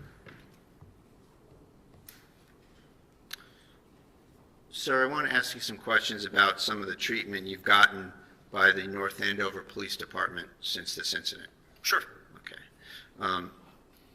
Now, after this incident, immediately after this incident, you were not drug tested by the town or the police department, correct? No. All right, and you're aware that's a policy of the town? That I don't know. You don't know the town policy? As far as the drug testing, no. Now, you also are on critical incident leave right now, or words to that effect, right? Yes. And that means that you're not able to perform the duties of a police officer for the time being, so you get put on leave, right? Yes. And yet, at the same time, you're being permitted to work as a police officer on paid details. Isn't that true? Yes, that was our union. So it's a yes or no question. Yes. All right. And that is an accommodation that was made via a side, may I inquire, Your Honor, or? We've already gone past one question. Yeah, sustained. Next question. That is something that is not ordinarily permitted, is it? Sustained, no. You've gotten your answer, okay? Mr. Okay. Brado, next question. All right. Now, you also were absent without leave from a shift recently, correct? Back in January, yep. And with respect to that, there was a reprimand letter issued to you, correct? That's correct. And at first, that wasn't going to issue, was it? Let me just hear the question. What I was really expecting was one long leading question each, but that's all right. You're breaking it up. Let me just hear the question. Officer Noonan, please don't answer it Yes, until sir. I hear it. So Go ahead. The question, Judge, is that reprimand letter that appeared in your file was originally not going to issue against you, was it? All right. That's the question? Yes. Okay, and you're going to live with the answer? Yes. All right. Yes or no? If I have you're no, able- I have no idea. I was just called in one day to sign it. Okay. So I have no idea if it was or was not. All right. So, Okay, that's all I have then, Your Honor. Okay. All right. Thank you. In that area, you're not done with cross? Right? I'm assuming that you're... In that area, right, All in thank you. terms of rewards, Judge, yes, that's all Thank I you. have. Now, I want to circle back on a couple of things. You gave a recorded statement to the state police on July 3rd, correct? Yes. And we talked back and forth about your belief or your expressed intent to section her, and you said that wasn't the case, right? Can you ask that again? Yeah, you said that there was discussion about sectioning her, but that wasn't your thought process, or you didn't know about her or whatever, right? When we discussed it, behind the school, it was brought up that she may not take this well, she may have to get sectioned. She was sectioned prior, so. So here you're saying that it was a speculative possibility, is that fair to say? It could have been a possibility depending on how she took the restraining order, respectfully. Judge, if I may, I'd like to play a recording from the state police interview from July 3rd. For impeachment purposes? Yes. All right, any objection? Okay, sure. We should probably, we need to mark it for ID at least, unless you're seeking to admit it, but let's take it a step. I'm just I'd be playing a prior inconsistent statement, Judge, for. Okay, so we're going to have to mark it for ID. I don't know, do you have a mechanism to be able to do that? Is it on a thumb drive or something that can be marked?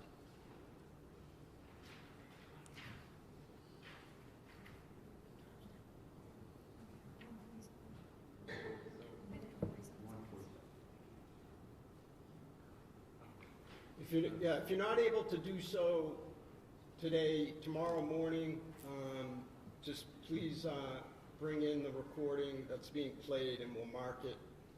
Certainly, Your Honor. Okay, all right. Fiancé had just taken out a restraining order, and we were there to serve it, confiscate her firearms, and then we were going to section her. So that's what you said on July 3rd, that we were going to section her, right? Yes, So at the time, you had it in your head that she was someone who needed to be sectioned, right? if that's what I said in the statement, then yes. In other words, somebody who was mentally ill and a danger to themselves or others, right? Yes. And that never panned out, right? No, it didn't, Because she was shot in the chest and went to the hospital for 53 days, right? because she tried to kill me.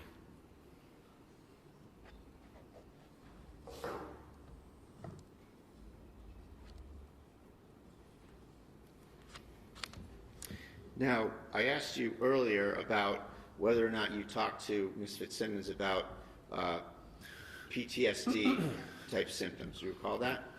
No, I don't. You recall me asking Oh, you here asking, today? yes.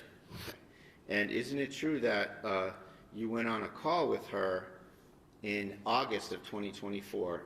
That was a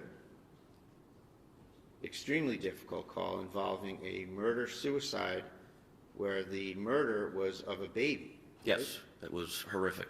And you and Kelsey went to that call, right? With other officers, yes. And you had shared some texting after that, right?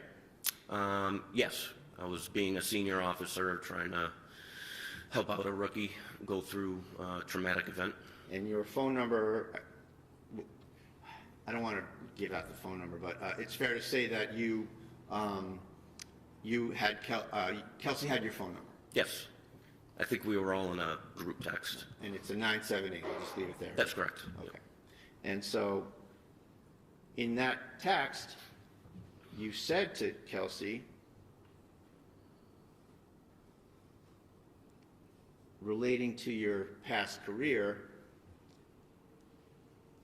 I spiraled down a rabbit hole, a very dark place. This happened years later in my career. We can speak in person about that. I have a guy I've been going to for years, like 10. And when I feel like I'm off, I call him, and all I have to say is, I need a tune-up, and he does me in. Right? I don't recall that, but if that came from my number, then I had that conversation with her. I don't remember that at all. All right. May I approach her? Yeah. And I apologize, I have to do this on my cell phone. This just came up this morning. I can show counsel. Okay.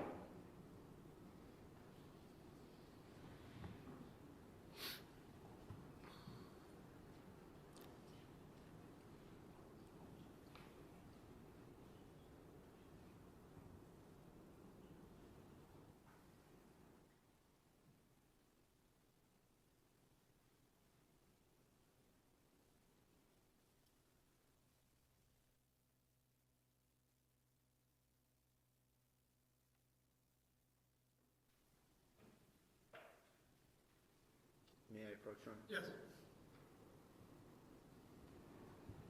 So I'm going to show you some of these two screenshots, first of all. First of all, that's a Yep. contact, and that's your phone number, and it says Noonan, right? That's correct. Okay, so this is the text I want to show you. Which one? This one right Okay, here. yeah. And you can scroll up and down if you want, but this is, the black part is you, and the blue part is Kelsey, right? You can get some context. Wait, I'm in blue? Kelsey's in Oh, blue. Kelsey's and in you'd be blue. in black, yeah.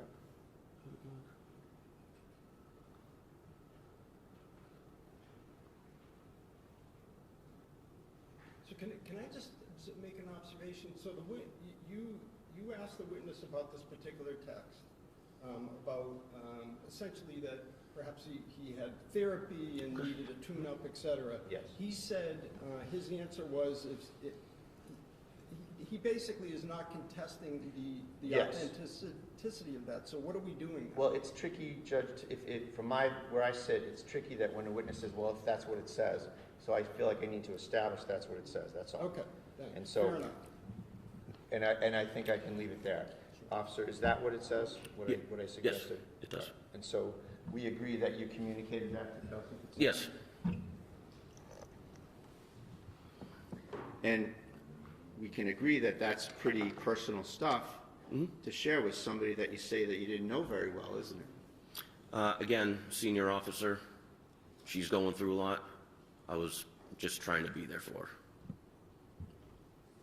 And that was one horrific call. And we agree that that's something that can create very profound bonding between officers when you have a common tragedy that you have to deal with. Yes, but you move on. You go back to work.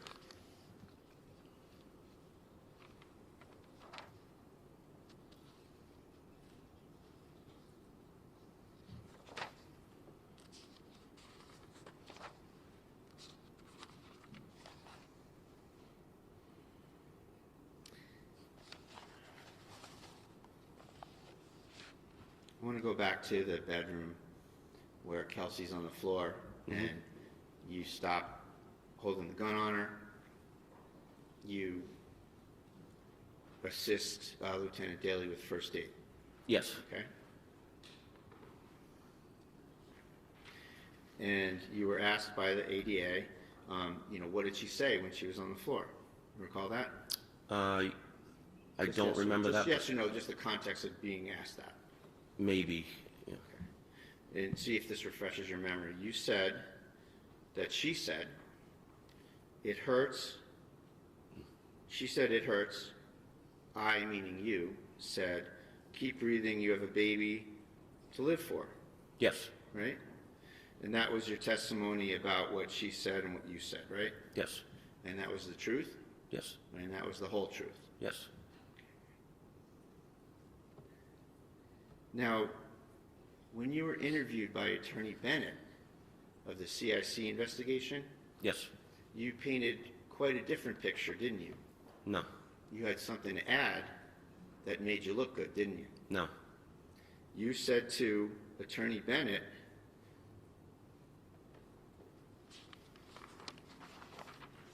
if I could have one moment, Judge, I just want to get this exactly right.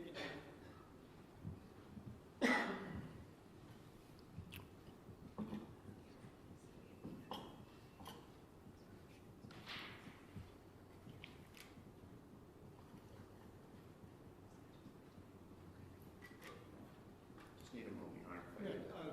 No problem, take your time.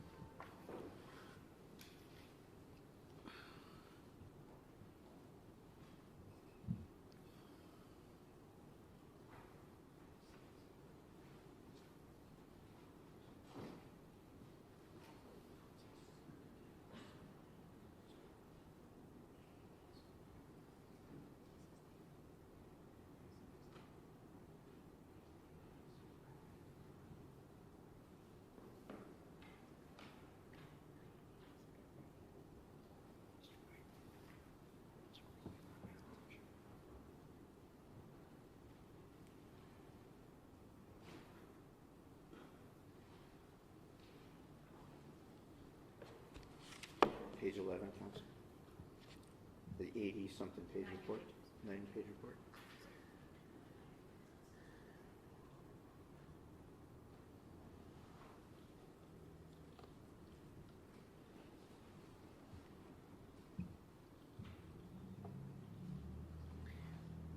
With respect to the CIC report, you did say the part that she was saying it hurt. I told her to just keep breathing. Do you recall that? Sure. You have a son. You know you want to be here for your kid. Does that ring a bell? I didn't hear that last. I'm sorry. You have a son. You know you want to be here for your kid. Okay. You said that to Mr. Bennett? If it's there, yes. Then you added something quite memorable that you didn't say here in court. Isn't that correct? You tell me what's in it. I don't know. You said that she reached up. She grabbed my hand. I held her hand, consoled her. And then I asked her, why? And she stopped talking and just literally just looked right through me, death stare. If That's it's there, what you then said. yes. If it's there, that's what I said. And you didn't say that here in court today, did you? I didn't remember. I totally forgot about that. You forgot about something like that. Mm-hmm. Nothing further, Your Honor. I'm sorry, no more? You're done? Yes. Okay, redirect? So I'm going to show you what's been previously marked as exhibit number 57. Is that a better picture of that Yes. area that you put the gun, Yes. that Officer Court took? Yes. You also stated just during cross-examination that you knew Ms. Fitzsimmons had been sectioned before, correct? That's correct. And did you know that before the call? I did. Okay. And did that factor into how you were assessing the situation in the house? Yes. Did that factor into the team, you, Houston, and Daly, about the fact that you were never going to take your eyes off her? That's correct. Okay. Counsel had asked you about the first time you making a statement about what happened was July 3rd, correct? Yes. Did you tell anybody what happened before that? Before I didn't July? hear that. Oh, sure, I'll say it again. Counsel had asked you whether you had, the first time you made a statement about what happened in the room was July 3rd, correct? Yes. Okay. Did you tell Officer Core what happened? I did. Did you tell Lieutenant Daly what happened? I did. Did you tell Officer Houston what happened? I did. What did you say? I said she tried to shoot me. Thank you. Nothing else. Objection, Judge, that's hearsay, and I have a motion to strike. Okay, it's overruled. Do you have recross? No, Your Honor. I'm not, just to be clear, I'm not, Mr. Braille, I'm not, I did not allow that last statement in for the truth, just for state of mind, Thank you, Your Honor. all right? And to rehabilitate as well. All right, no further questions for Officer Noonan from either side? I take the silence as a no. Thank you very much. You may step down, and Commonwealth, you can call your next witness. Sorry. Judge, can we approach sidebar before the witness departs? Before the witness departs, Right. oh, you are almost out of here. You didn't move quick. You didn't move fast enough. All right, yeah, we can go to sidebar.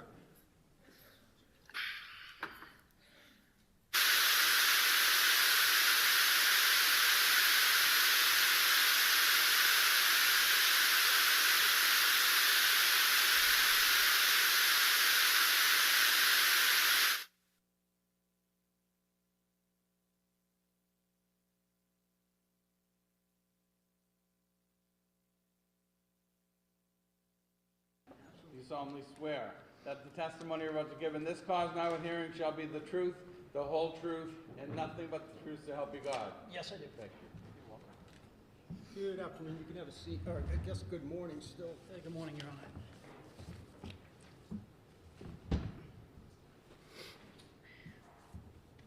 If I may. Yes, please. Sir, in a loud, clear voice, can you please introduce yourself and spell your first name and your last name? Good morning. My name is Officer Stephen Corr. Stephen spelled S-T-E-V-E-N.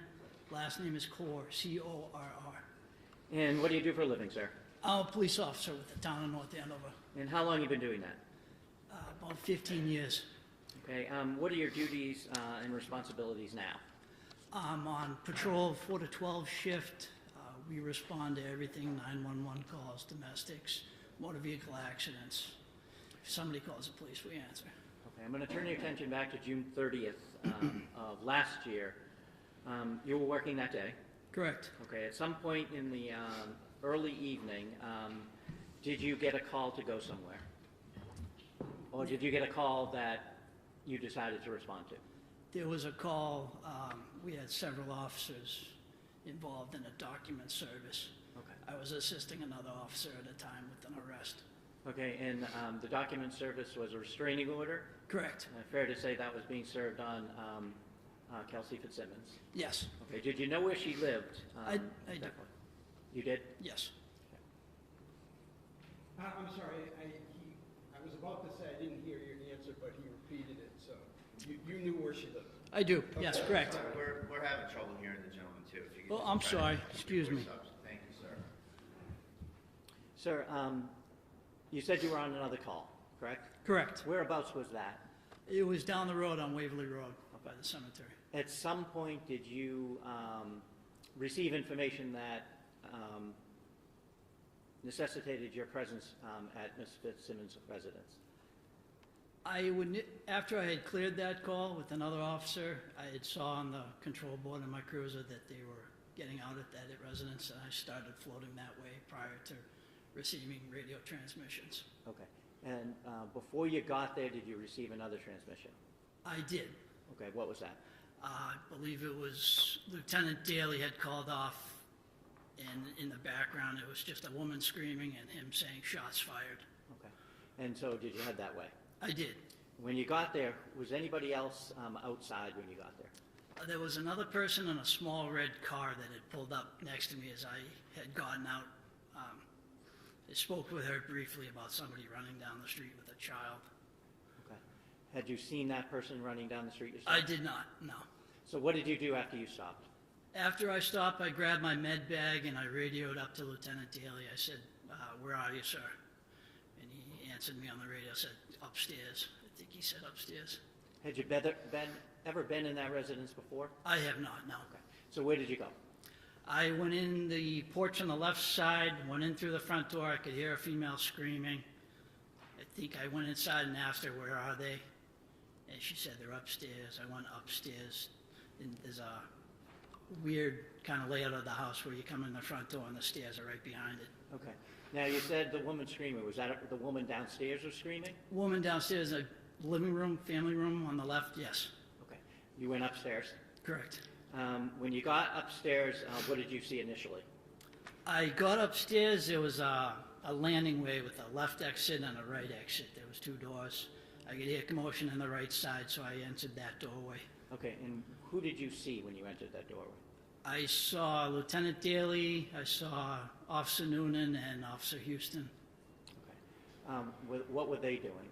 They were performing first aid, rendering aid to Ms. Fitzsimmons. At some point, did Officer Noonan ask you to do something? He did. What was that? He pointed right where his hand had been, and he said, "Secure that firearm." And I had looked down, there was a firearm sitting on I want to say a white-looking bookshelf. Okay. Was that near the door? Correct. Can't find that picture right now. Here we go. I'm going to show you what's been previously marked as exhibit number 57.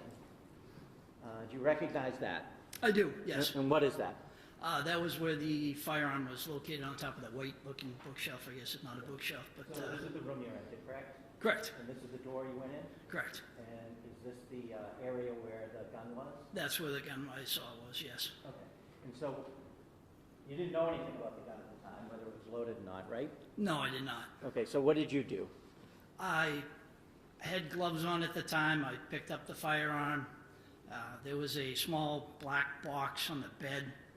I saw that was an open box where I could store the firearm because I knew paramedics and fire department was going to be coming in that room. It's not a huge room, so I wanted to get it out of the way so it wouldn't be trampled, wouldn't be disrupted or anything. I took the firearm. I looked at the box. There was nothing in it. I kind of did one of these motions to make sure there was nothing in it, put it down. I dropped the magazine out of it. And what does that mean, dropping the magazine? I hit this release button on the side of the firearm. It takes out all the bullets that are in the magazine. Okay. Bullets stay in the magazine. The bullets are in the magazine, correct. And then after that, I racked the slide, had it sideways, and I emptied a round out of the chamber into that box. Okay, so there were a magazine with a number of bullets in it. Correct. The one round or bullet was racked into the the chamber itself, correct? Correct. And then, did that go in the box? That went inside the box. And what did you do with the firearm itself? The firearm, I put everything in the box Okay. and then brought it outside of the room. May I approach, Your Honor? Yes. I'm going to show you a picture and ask if you recognize what that is. Hold on one second. So this image not on. agreed to, so it's a picture that. Okay. is, All right. My question was, and you just answered it by your movement, was whether you wanted me to look at what was on the screen. No. All right. So you've handed him a photo. Do you recognize what that is? I do. What is it? It's the box that I placed the firearm on the ammunition in. Okay, can you see the firearm, the magazine, and the round itself? I can. Okay. Where is the pic? What did you do with the box after you placed the items in it? Like I said, it was a small room. The landing that was at the top of the stairs, I backed up out of that, and I put the box in the corner away where I kind of stood over it, made sure nobody messed with it as the fire department came up and down for medical aid. Thank you. Your Honor, I offer this picture is the next exhibit. Any objection? No, Your Honor. Okay. It may be admitted. Exhibit 80, so marked. If I may publish it. Please.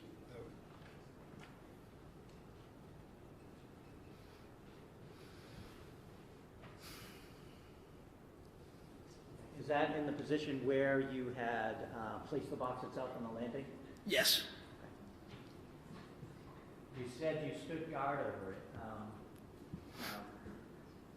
until when? As they were doing render and aid, Officer Noonan backed out of the room along with Officer Houston and I believe Lieutenant Daly. As she was being removed from the room downstairs, there started to be some issues. I asked Lieutenant Daly, who was standing next to me, I said, do you want me to go down and make sure the fire department's all set, putting her in the ambulance, make sure nobody interferes with that? And he said, yep, I'll take watch over the firearm, and he basically stood over it and made sure nobody, after I had left. Okay. When you initially went into the room and you saw Ms. Fitzsimmons on the ground, I'm assuming?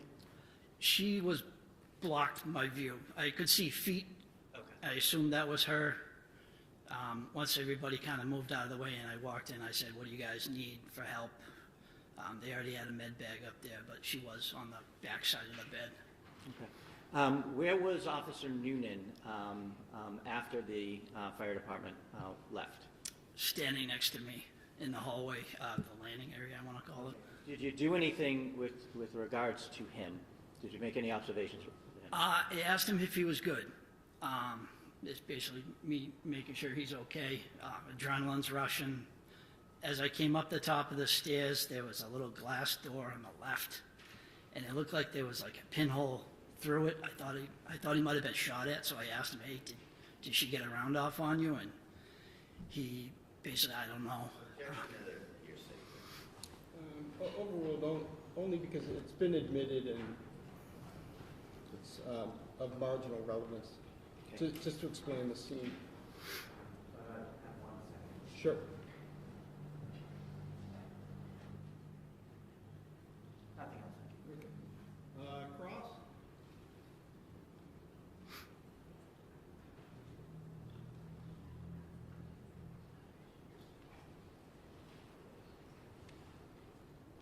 Mr. Breda, cross? Thank you, Your Honor. Thank you, sir. Yes, take your time. Officer Kaur, good afternoon, sir. Good afternoon. Now, I'm sure that you memorialized all these important facts you testified to in a police report somewhere. No, we didn't generate a police report at that time, no. Well, I'm not asking if we did, I'm asking if you did. I did not know, sir. Excuse me one moment. You might go into the Oh, sorry. podium only because to make sure that the audio gets picked up.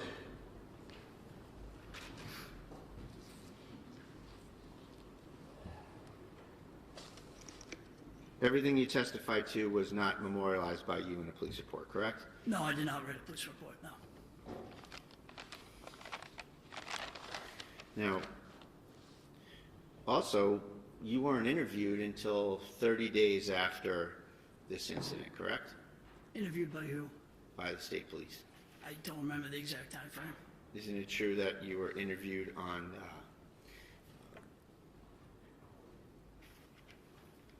July 30th? I don't know the exact date.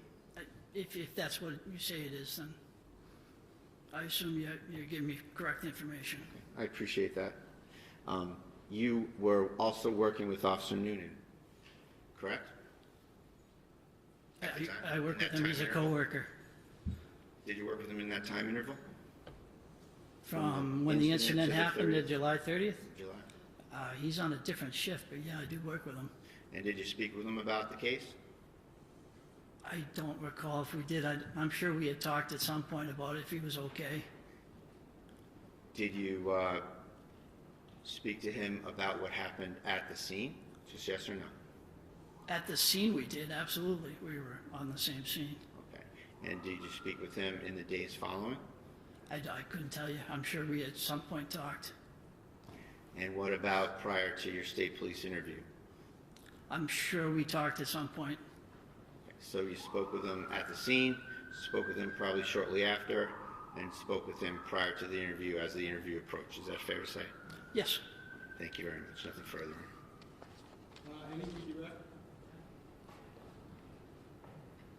No. Okay. All right, thank you, officer. You may step down. You're welcome. Thank you. Commonwealth, you can call your next witness. Thank you, Your Honor. Michael Bonasaro, please.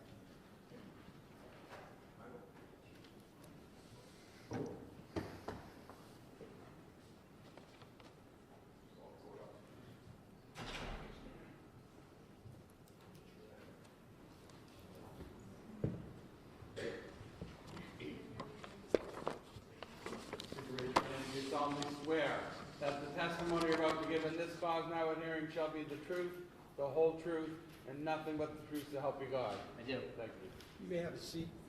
Just pull yourself up to that mic. Thank you.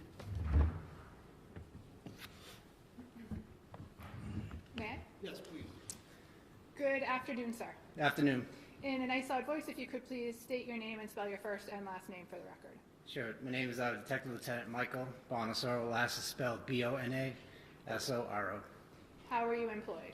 I work for the Mass State Police. And what is your current assignment? I work for the Firearms Identification Section. How long have you worked for the Massachusetts State Police generally? Almost 20 years. If you could give us a brief recitation of your assignments within the State Police? All assignments are what I'm doing now. Start from when you graduated from the academy, Okay. briefly. All right, so I graduated the academy in 2006. From there, was on the road for a few years, transferred into the Firearms Identification Section, stayed there for approximately 12 years, transferred out of there, went to the Narcotics Inspection Unit for a year and a half, went to the duty office for a few months, back to the Narcotics Inspection Unit, and then to Firearms Identification Section again to work as the executive officer and now the unit commander. And so how long has your current assignment with the Firearms Identification Unit been? Since I've been back, a little over 3 years. What does the Firearms Identification Unit do? So we have many responsibilities. So we respond to crime scenes, preserve the evidence, document the scene. We do microscopic comparisons of fired bullets as well as discharged casings. We attend autopsies, we destroy weapons, and we do functionality of weapon certifications. How many troopers are assigned to your unit statewide? There's a total of 18 of us assigned statewide. And what are your responsibilities as the detective lieutenant in charge? So I look at training, make sure we're up to accreditation standards for lab protocols, making sure all of our protocols are in line with the current definitions of Mass General laws. I look at different aspects of how we respond to scenes, how we collect evidence, how we interpret evidence, looking at the definitions of firearms, ammunition, semi-pistols, rifles, shotguns, assault weapons, different stuff like that. It's more of a managerial role, looking at making sure everybody has the training that is required amongst them and authorizing them to do the casework when they have achieved all of their training. And fair to say that you still, from time to time, respond to scenes yourself? Yes, so as of right now, we're down a few supervisors, so I took on the role of going to these more high-profile scenes to observe my other ballisticians, collect evidence, as well as do some of the hands-on work myself. Can you briefly summarize some of the specialized training you've received over the years with respect to firearms? Sure. So when you go into the firearms identification, it's a 2-year apprenticeship program. You work with other senior ballisticians. You're looking at casework, seeing how to do the casework, making sure it aligns with the protocols that we have documented. You're doing test fires of weapons, numerous weapons, analyzing ammunition, magazines. You go into armorers courses. You go into different conferences to look at the field of tool marks and seeing how these tools are making these markings and how they're transferring over to these discharge casings and projectiles. So it's an ongoing process of different trainings. It's training from other examiners, see what they've discovered in the field, and making sure you're up to date with all the standards. And the armorers courses that you've gone to, have you gone to numerous with respect to the common gun manufacturers in the United States? Yes, I've gone to several rifle, shotgun, firearm armorers courses. Can you estimate how many weapons you've examined over the course of your career? Hundreds. And how many weapons have you test fired? Over hundreds of them as well. And do you also have the opportunity to examine ammunition as part of your work in the firearms identification unit? Yes, looking at the components of ammunition, yes. Okay. And one of the components of ammunition is projectiles? Correct. And you've examined estimate how many projectiles over the course of your career? Thousands. And how many scenes have you responded to? Hundreds of scenes. And have those been both fatal and non-fatal shooting scenes? Yes. Have you conducted and participated in the microscopic examination of ballistic evidence? Yes, several. Approximately how many times? I would say over 100 cases. And have you had the opportunity to testify in the courts of the Commonwealth? Yes, several courts. And if you could name a few of those courts. Middlesex Superior District, Suffolk Superior District, Worcester Superior District. And today you're in Essex? Yes. Before I ask you specific questions about the case, I just want to ask you some general questions about how firearms work and how ammunition works. Can you explain the components of a live round? So you have several components. So you have the casing that encompasses everything. You have the powder that's inside of it, and then you have the projectile, and you also have the primer. So you need all these components to make ammunition. So all these components combined will make one combustible material. You'll have what's called a firing pin. It'll strike the primer. Primer will ignite the powder inside of the casing, which holds everything together. Once the gases build up from the burning of the powder, the projectile will leave that casing. So the projectile is what's commonly known as a bullet? Yes. And the casing is what is often recovered at crime scenes? It's also referred to as a discharge cartridge casing, so it's been extracted from that firearm. Is there a way for you to determine whether a round has been discharged from a working firearm? There is. So you're looking at the tool marks of what's left over on that discharge casing or that projectile. So originally you look at the class characteristics. Does it have the same design features as that firearm? Is in regards to a projectile, is the twist going to the left or the right based on that design feature of that firearm? If it twists to the left, it would sometimes be 6, 5, 4 right twists. So you look at these characteristics, make sure they are in line, and then move forward into what's called individual markings. As firearms are produced, they're produced by tools. As tools are making these firearms, the tools are wearing away. You also have little pieces of metal that get in front of the tools, which will create unique marks. There isn't one firearm that is the same due to the fact that you'll have material that's in front of these cutting edges. And is it fair to say that when a cartridge is new or from the box, it does not have these particular tool marks you're looking for? It shouldn't have any of the tool marks. It may have some type of markings, what's called bunter marks on a discharge casing. This is from stamping that live cartridge to indicate what caliber and manufacturer of that live cartridge. Did you say what marks? A bunter mark. A bunter mark. Can you spell that for the court? It's B-U-N-T-E-R. And that's the stamp that reflects the caliber of ammunition? The caliber as well as the manufacturer. Thank you. When a casing comes apart from a projectile, does it come out with velocity? It does.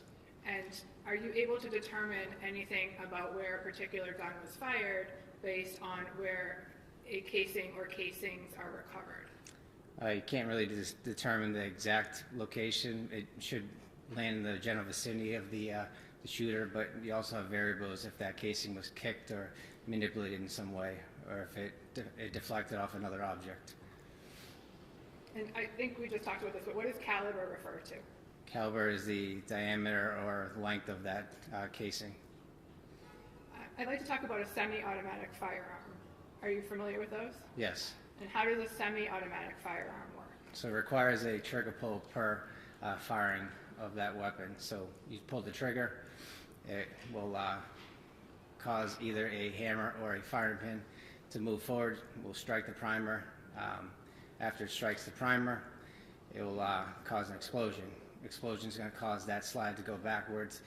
The extractor is going to extract that casing, which is attached to that slide.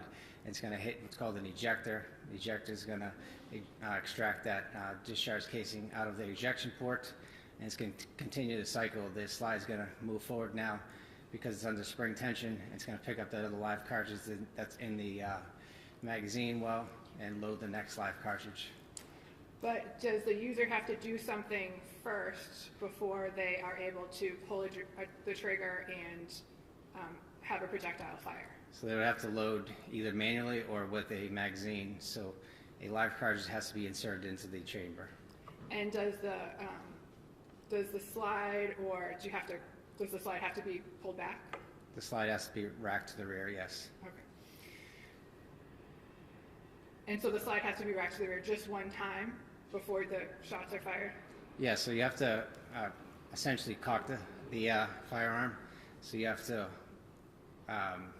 put some external force on that firing pin or that striker to hold it in place. When you pull the trigger, you're going to have that transfer bar or that trigger bar, whatever you want to call it, will actually drop. Will engage that trigger bar or that striker to move forward and move past the aperture, which is the circular portion, and right in front of the primer that sits in front of the chamber. So all these things have to happen, but initially you have to have a cocked firearm for it to happen. So you have to load that live cartridge and put some external force on that slide to cock it. And is cartridge synonymous with magazine? Cartridge versus magazine. So a cartridge would seat in a magazine. So the cartridge holds the projectiles or casings in the magazine? Yes. Okay. And what part of the gun is the magazine? So it's an external piece that's inserted into a magazine well. So a user would take the magazine, enter a cartridge which contains the bullets, and then seat it in the handle of a semi-automatic weapon? So the person would load the ammunition inside of the magazine. The magazine will have a spring tension as well as a follower on top. That spring tension pushes that live cartridge to the top of that magazine at all times. That live cartridge is stripped by the slide or manipulated by putting that live cartridge in the chamber manually, but ultimately you do have to cock that weapon to fire it. I'd like to direct your attention to June 30th of last year. On that date, in the evening hours, did you get called to go somewhere? I did. Where did you get called to go? To a residence in North Andover. What information did you have when you arrived? Information I had was there was a police-involved shooting which required a supervisor to attend the scene. And that's why you went? Yes. Okay. What time did you arrive? I don't recall exactly what time. It was in the evening hours. Did anyone else from your unit respond? Yes, I had a trooper, Chris Pierce, as well as trooper Andrew Valeri. And the three of you responded from the firearms identification unit? Yes. And what was your purpose on scene? We wanted to document the scene. We wanted to inventory all personnel that were involved in the shooting, whether they fired or not, to inventory their weapons, to account for all live cartridges. And again, is that standard procedure for an officer-involved shooting? Yes. When you responded, who was on scene? There was several detectives from the Essex County Detective Unit as well as Andover police personnel. North Andover police personnel? North Andover, yes, Mike, sorry. Were you directed to a particular part of the house? I was. There was a particular part in the top of the stairs where there was a firearm located in a safe, as well as a bedroom where we recovered a 2 discharge casing as well as a projectile. And did you or someone from your unit or someone from the state police take photographs that evening? Yes, we had crime scene services photograph the scene.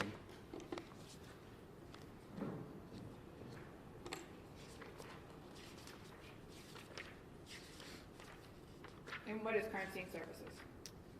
So they're a unit in Massachusetts State Police. So they document, they photograph the scene, they videotape the scene to preserve the scene, as well as do prints on firearms casings and so on, as well as footwear impression markings.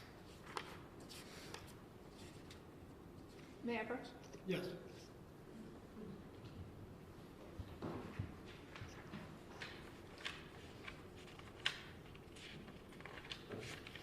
Sir, I'm showing you 9 photographs. I just ask that you take a look at those and let me know when you're done. While you're doing that, Counsel, Mr. Breda, will the defense be objecting to any of these? I don't know what counsel has up there. Okay, thanks. Do you, I perhaps, thought there was an objection. okay, perhaps when, hold on one second. Perhaps when you're done, when the witness is done, if you can show them to Mr. Breda, and if, to the extent that you were able to mark a few and you can object to a few, or all of them, or.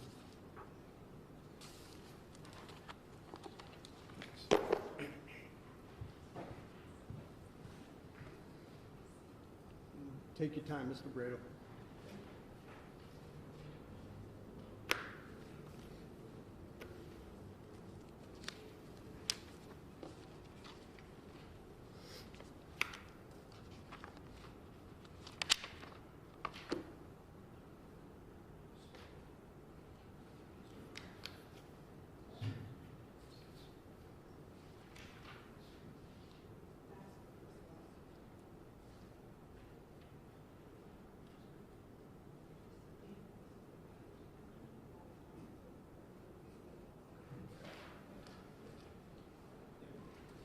I understand there's no objection. No objection. Okay, let's have Mr. Wayne mark those individually.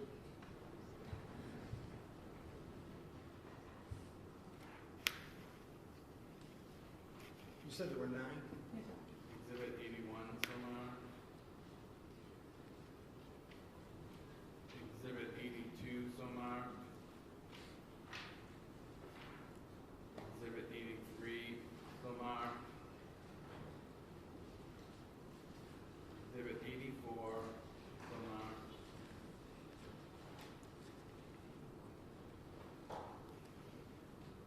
Exhibit 85 somewhere. 86 somewhere.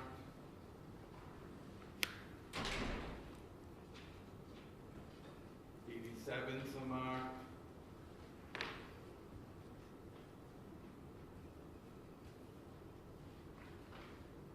88 somewhere. 89 somewhere. Thank you. May I publish them, Your Honor? Yes, please.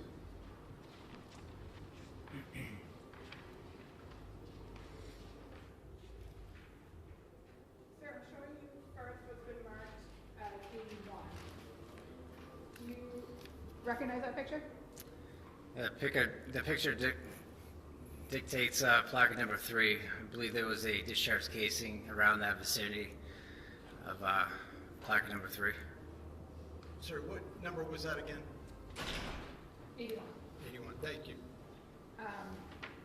Is Exhibit 82 a different angle of that same, you were trying to photograph that same discharge cartridge casing? It is. Showing you Exhibit 83. What does picture 83 show? Discharge cartridge casing with the close-up appearance. Has it been moved?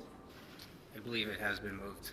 And why was it moved? Where it was located, it was kind of in a confined space in the corner of the room.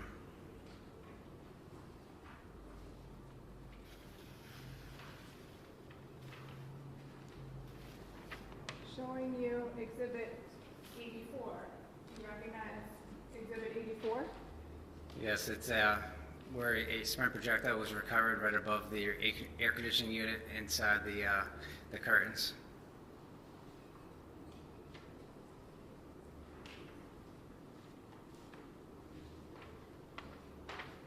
Exhibit 86. I'm sorry, can you just give me one moment to just catch up?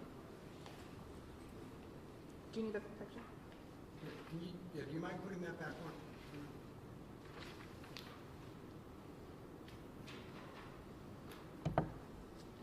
Thank you.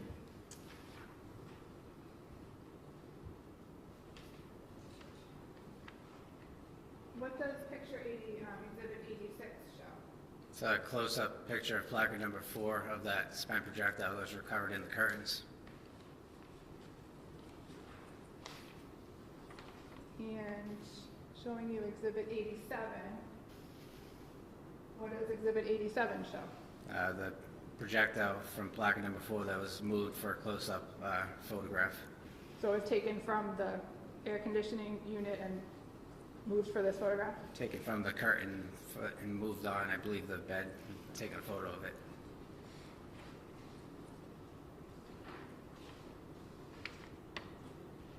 Showing you Exhibit 89. What does Exhibit 89 show? It's where a projectile possibly struck. We looked at the air conditioner inside and to the rear of it. They had a hole consistent with a strike on the outside of that air conditioner. Can't determine exactly, but it appeared to be a projectile strike, and there was another hole on the exterior or the back end of that air conditioner as well. And is that what Exhibit 88 shows? Yes. And did you ever find a projectile associated with this air conditioner, the one that struck the air conditioner? I did not. That last photo, that one there, is that 85? 88. I'm sorry, 88? Thank you.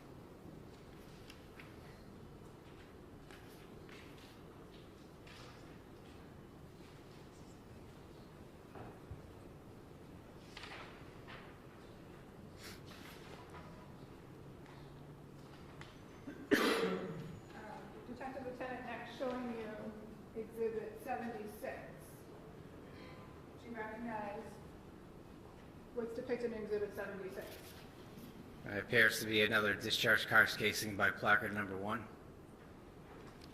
And is Exhibit 77 a close-up of that discharged cartridge casing? It is.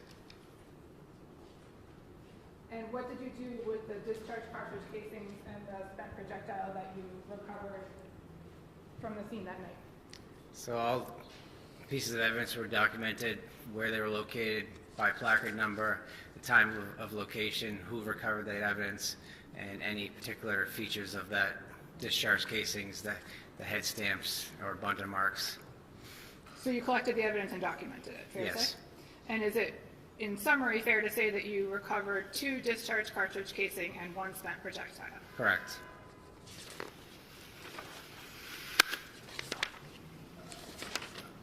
I'm sorry, I was distracted. Can you ask that question again? Sure. In summary, is it fair to say that you recovered 2 discharged cartridge casings and 1 spent projectile that night? That's correct. Thank you.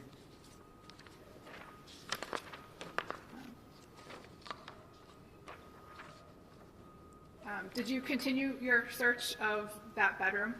I did. And what else did you recover from that bedroom?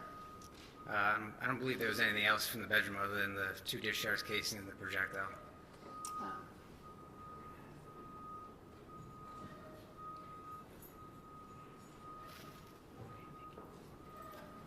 May I approach, Your Honor?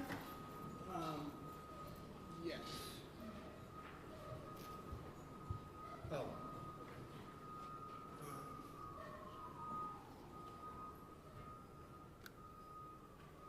Let's, We'll take a 5-minute recess. All rise. Let's do a 5-minute recess. Court is in session. Please be seated. Your Honor, we're back on record on the Kelsey Fitzsimmons. Simmons matter, all counsel and the defendant are present. Okay, you may continue, counsel. Thank you. Detective Lieutenant, is it true that you took possession of a number of firearms the night of June 30th, 2025? I did.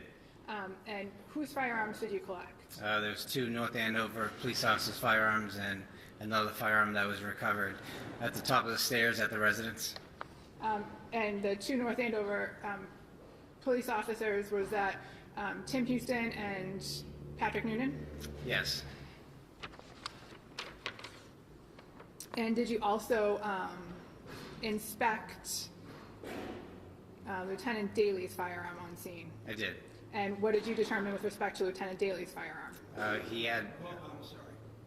This almost only happens in Lawrence.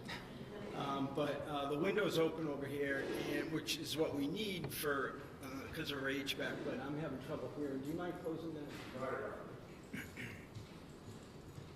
Sorry, and you're going to have to repeat those last question and answer. I didn't.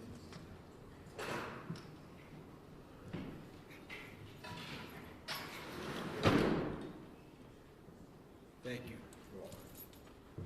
Okay. Can you repeat that? I think so. Sir, what was your finding with respect to Lieutenant Daly's firearm? he had 1 magazine, so he was fully loaded. There wasn't any unaccounted for rounds of ammunition. Okay. Wait, I'm confused because I thought you took Officer Houston and Officer Noonan is what I wrote down, but is that? Fair to say you took Officer Houston's firearm and Officer Noonan's firearm? Correct. And did you take Lieutenant Daly's firearm? I did not. Did you just examine the number of bullets in his magazine? Yes, I. To the meeting. Well, she's leading because the judge was distracted by the outside noise. So, and I'll allow you to do so as well, Mr. Gray. So overruled. All right. So now I understand. Thank you. And sir, I'm next going to ask you if you recognize what's shown in Exhibit 10. Yes, that is the firearm at the top of the stairs, as well as a magazine with numerous live cartridges in it, as well as 1 loose live cartridge. Is this the loose live cartridge here? It is.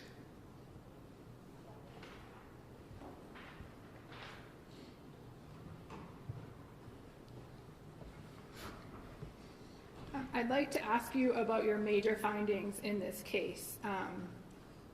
Based on your training and experience, did you conduct microscopic analysis with respect to the projectile and cartridge casings that were recovered from the bedroom of Phillipsbrook Road? I did. So I test fired all 3 weapons and conducted a microscopic examination of the class characteristics as well as the individual markings that were left behind from the firing process. I was able to conclude that the weapon that was fired by Officer Noonan created the discharge casings that were recovered in the bedroom, as well as the spent projectile that was recovered above the air conditioner. And were you able to exclude any weapons? I was able to exclude the other firearms. I'd like to change gears a little and talk about the weapon that was recovered from the black safe at the top of the stairs. Did you do anything with respect to that gun? I test fired that weapon with 2 live cartridges from submitted ammunition. And what was your conclusion? That weapon did not fire the discharge casings as well as the projectile that was recovered. So the gun from the black safe was also excluded from the discharge casings and the projectile that were recovered from the bedroom? Correct. But did the gun operate? It did operate, yes. Was there any problems with its operation? There was no malfunctions. Did you bring with you today a box? I did. And what is contained within that box? I believe it was the that Glock firearm that was in question that was recovered at the top of the stairs. is that box packaged in the standard way that the ballistic unit packages firearms? It is. If you could open the box and explain what is in the what's contained within.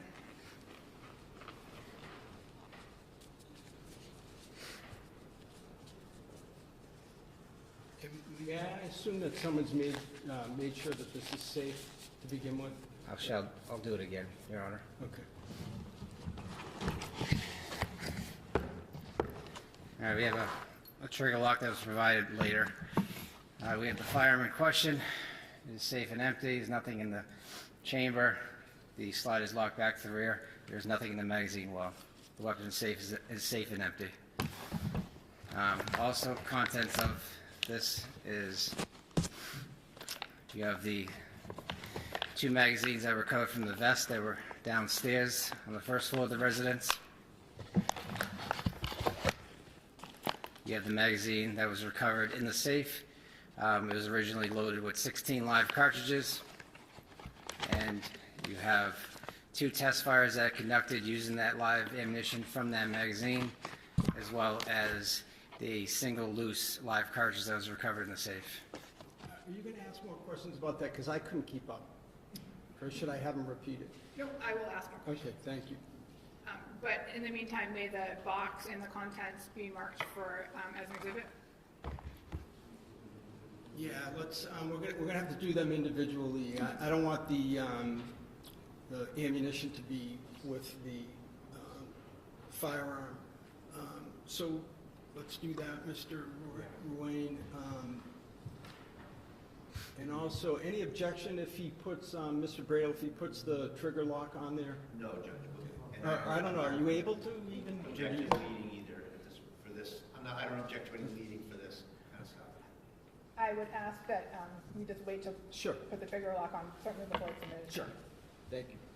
How about we do the gun in the box, and then the rest we can mark, tag individually? Sure.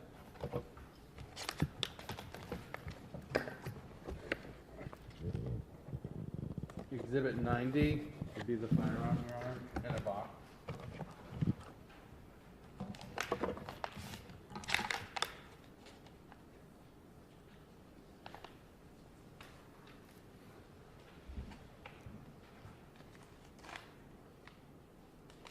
This is a magazine. 91 is a magazine, Your Honor.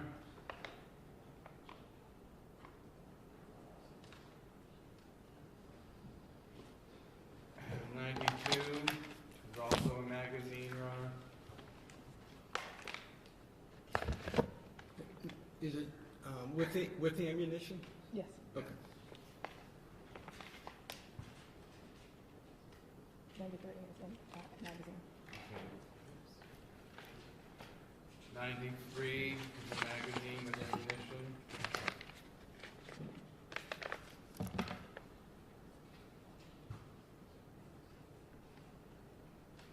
Live round. 94 ammunition, 1 round.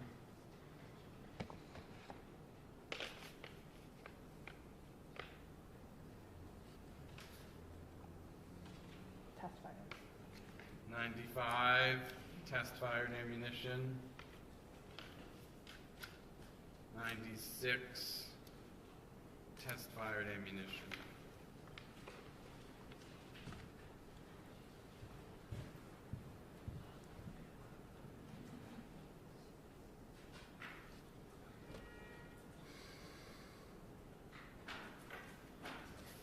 The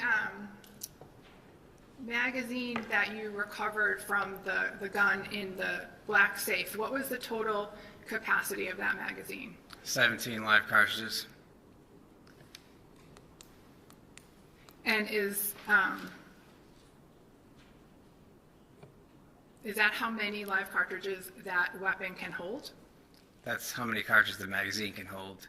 So what's called a top-off method. So you load the magazine with the 7 live cartridges, you chamber around, you take the magazine out of the magazine well, and then insert another live cartridge. So essentially the magazine will be fully loaded with 7, and then there will be 1 live cartridge in the chamber. So you said 7, not 17. My apologies. No, I'm asking, that's a question. You mean 7, right? Not 17? The magazine is 17 live cartridges capacity.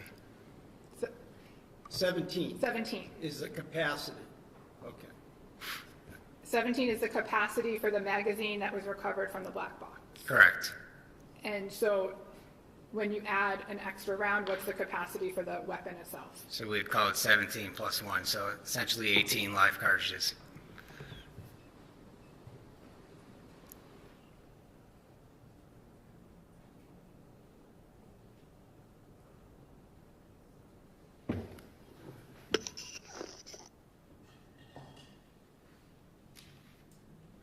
So getting back to that, in that black box, in this, I'm showing you Exhibit 80. Exhibit 80 is the gun, the magazine, and the single live projectile that is contained within the box in front of you. Is that correct? Yes. Okay. And when you examined this firearm, how many bullets were in the magazine? There were 16 live cartridges in the magazine. And how many live projectiles were in the safe?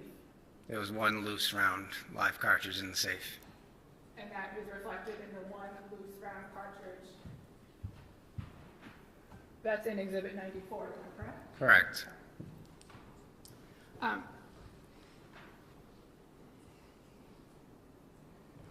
Are you familiar with the term dry fire? I am. What's that mean? So you are cycling the weapon without a live cartridge in the chamber. So all the same steps are going to happen. You're going to cock that weapon. It's going to have that trigger bar or that striker be sent to the rear. It's going to be held in tension by that trigger bar. When you depress the trigger, it's going to create that trigger bar to drop. The firing pin is going to move forward through the aperture and potentially strike any live cartridge that's in the chamber.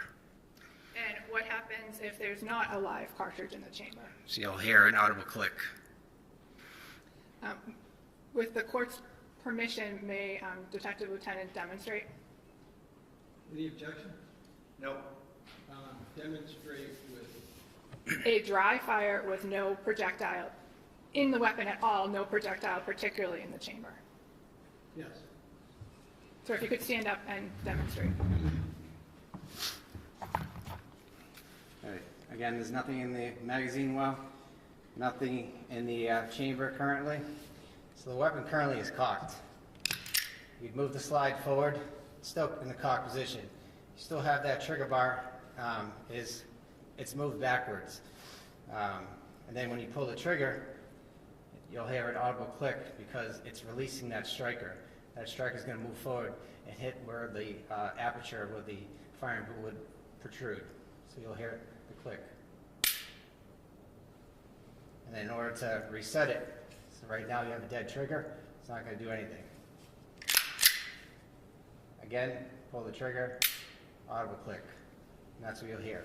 If you have nothing, if it's halfway, you'll have a click as well. So if it's not all the way chambered, it'll click as well. So what we call it is out of battery. So the weapon is locked to the rear. You'll have the slide forward. Now the weapon is battery. So you have an enclosed live cartridge. There's nowhere for that live cartridge to go when it's fired, but out the barrel. And then, so the term that you used, battery? It's out of, so once the live cartridge is loaded, that weapon is now in battery. So you have the breech that is right behind that live cartridge. So when you fire that weapon, an explosion is going to happen. So you're going to have the firing pin is going to hit that primer. Primer is going to ignite the powder. Powder is going to build up gases. Projectors are going to go down simultaneously. You're going to have an explosion, which is going to cause that slide to go backwards. The extractor is in contact with that live cartridge. It's going to rip that discharge casing out. It's going to hit an ejector, which is pretty much a metal rod, and it's going to eject out this ejection port, which is right here. There's an ejector right in there. An extractor is like a little claw that's attached to that rim of that live cartridge or that discharge cartridge after firing and pulling it right out. All in one function, and then slide is going to go forward and load the next live cartridge. Thank you.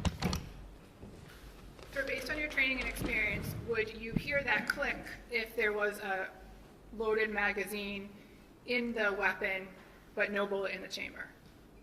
Yes. And based on your training and experience, what would happen if the gun was cocked and there was bullets in the magazine and you pulled the trigger?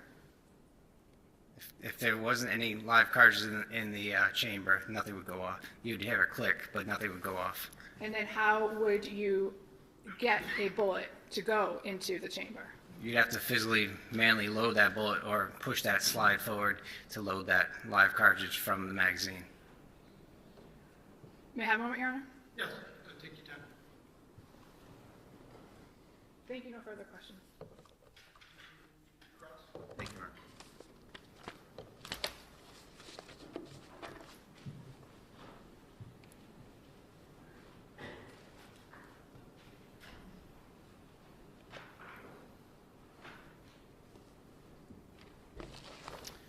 Hello, sir.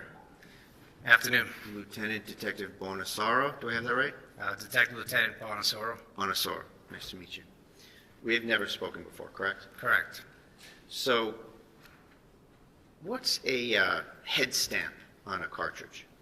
It's the indicator that tells you the caliber and the manufacturer. Was that something that you took note of for all the cartridges in this case? Yes. And and you can look at any of your reports if you like, or anything you need to look at, you can just let me know. Or you can just go right ahead and do it. Do you have your reports with you? I don't have them with me now. Okay. And let me know and I can show you. In this case, relative to the spent projectiles that you recovered and the loose round you recovered, did you check the head stamps of those? All head stamps were recorded on all evidence, yes. And they're on your ballistics worksheets, right? Yes. And if you need to look, just let me know. All the head stamps for all these cartridges were the same, right? I believe so. It was Hornady 9mm? Yes. Okay. And so, just out of an abundance of caution, I don't want you to believe so. I want you to look and just tell me. Is that all right? Yes, that's it. I'm pretty sure I'm giving you everything. And if I don't, just let me know.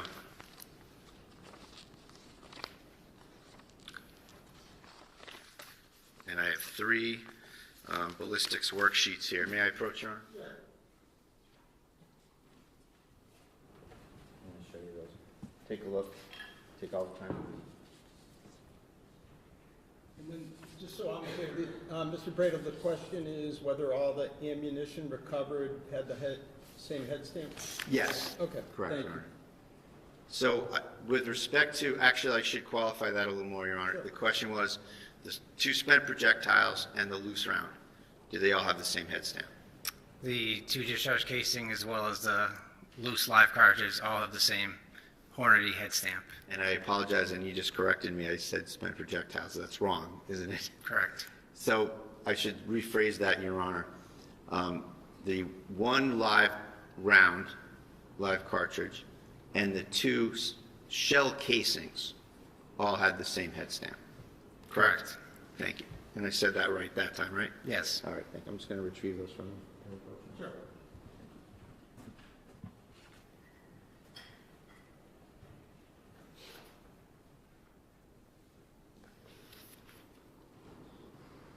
As a state police detective, you go to various towns and you investigate ballistics evidence, ballistics issues at various calls, right?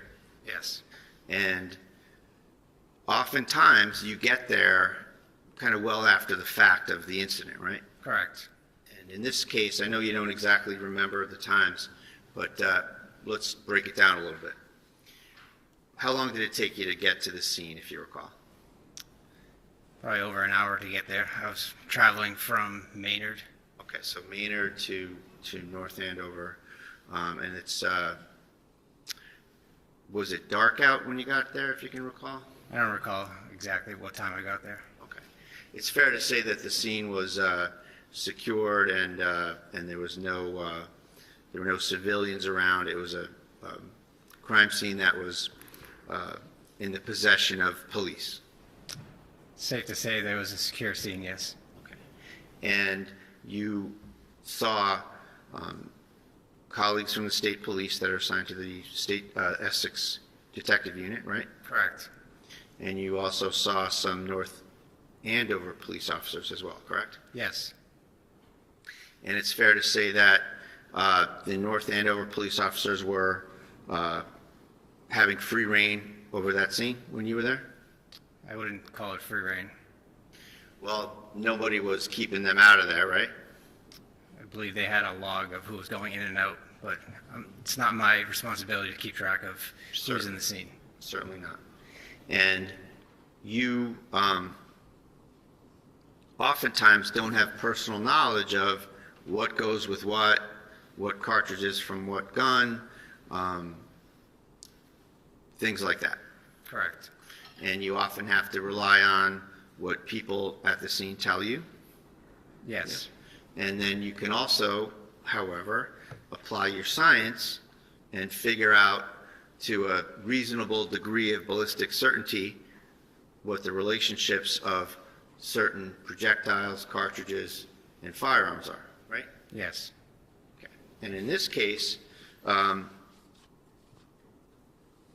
you don't have any personal knowledge of the chain of custody of these various firearms, do you? What was recorded in my notes of who I recovered these firearms from is all I can. Well, we can start there, and we'll go through it. So you wrote a report, and again, if you want to look at this, just let me know.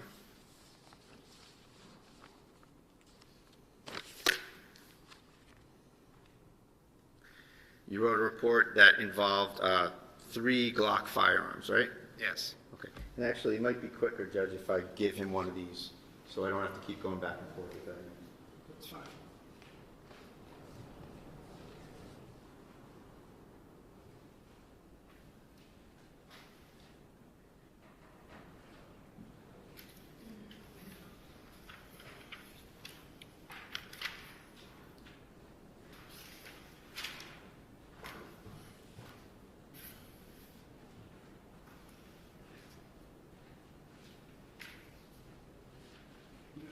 Let me ask, Mr. Brady, do you think that now's a good time to break for lunch? Do you think? Sure, And then, that's fine, Judge, and I'll have the paperwork for him, and we can just go without having to go back. Yeah, maybe let's do that. So Thank you. we'll stand a recess and let's start back up at 5 of 2. Should we have him All put right. the gun lock on? In lunch recess. Should you put the gun lock on? Yeah, do. Okay.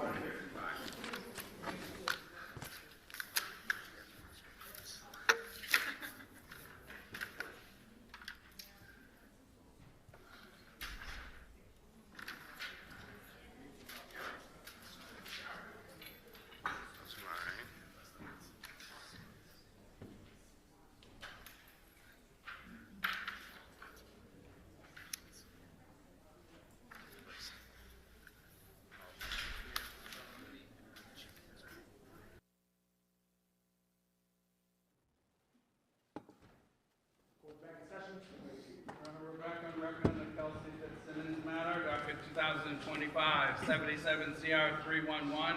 All counsel and the defendant are present. Okay, and I think we left off during cross. Yes. May I resume, Your Honor? Yes, please. Thank you. Lieutenant Detective Bonasar, you have a copy of your report, right? I do. Okay. And there's other documents too. You have worksheets and other items, correct? Correct. So if you need anything, just let me know, and we can share anything you need. Okay. Okay.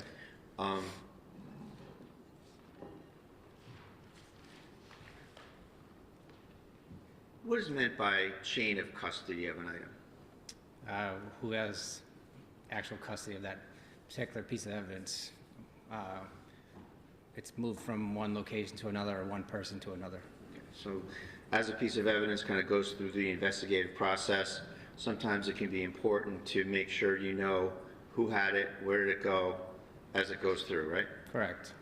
And in this case, it's fair to say that you don't have personal knowledge of a lot of the chain of custody here. I have personal knowledge of who I received the firearms from. Right, okay. And we'll go through that.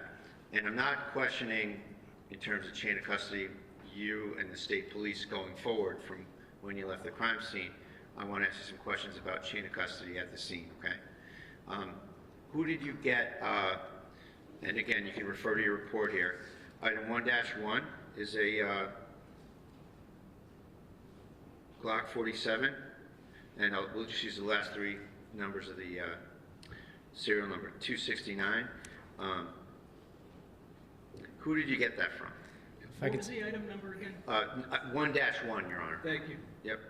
And the last three digits of the serial number are 269. Thank you. And so that gun, and again, you can look on your papers, anything you want. Do you know who you got that from?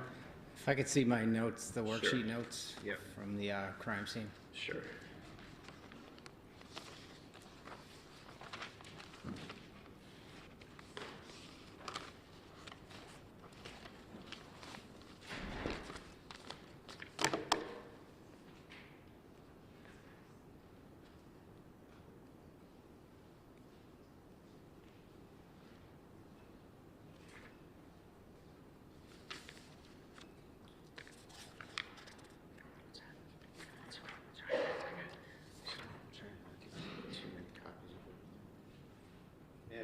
Yeah.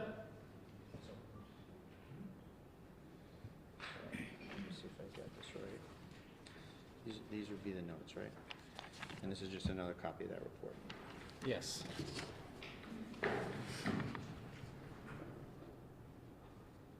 So 1-1, take all the time you need. Who did you get that from?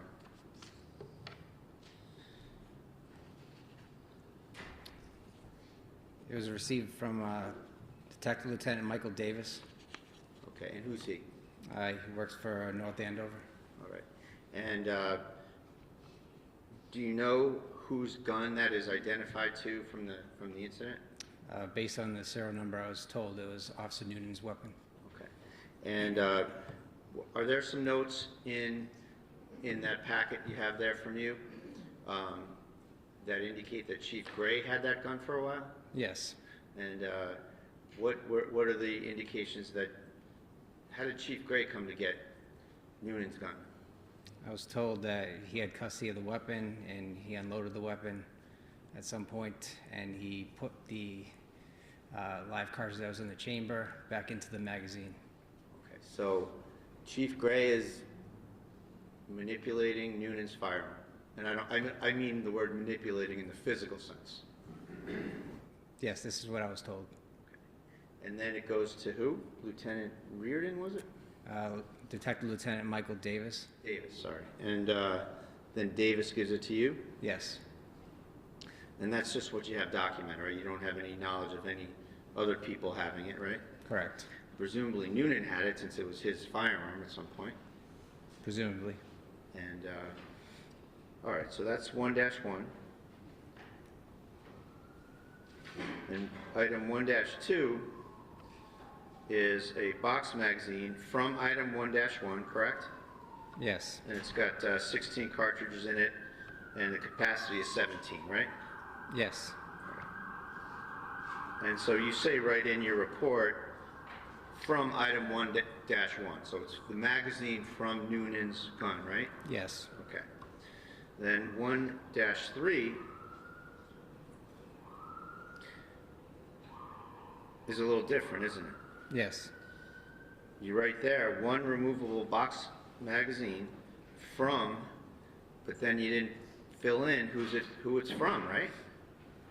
Yes, that was an error on the administrative portion of the report. Okay. And just so we're clear, this is your report, correct? Yes. Okay. So it was never noted where the 1-3 is from, correct? In terms of the gun.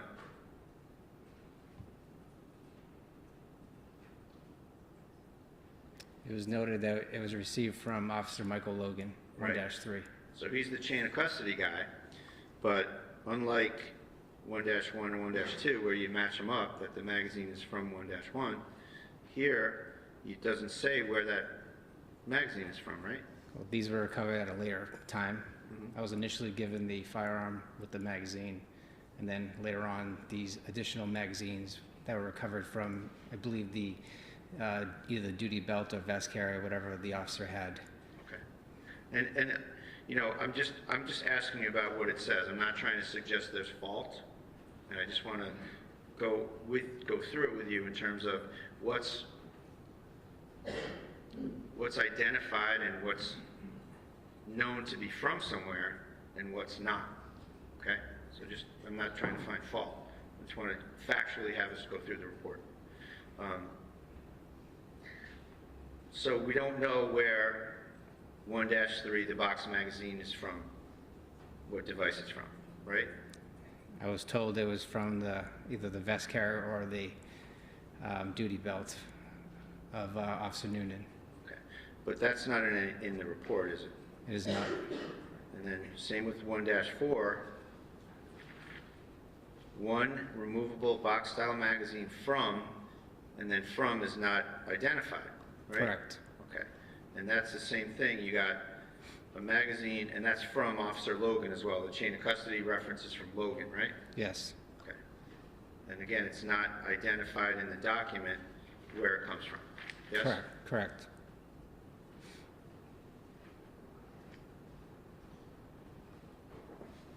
Then 1-5 is another Glock 47.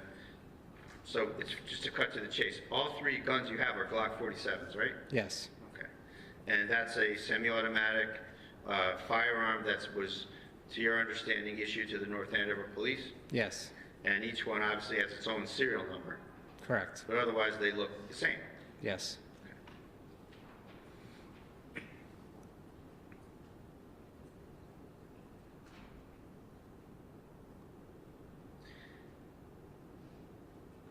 Going to 1-7, you have two removable box-style magazines that you received, and the chain of custody guy is Michael Logan, but it doesn't say what firearm they were in the vicinity of or near, correct?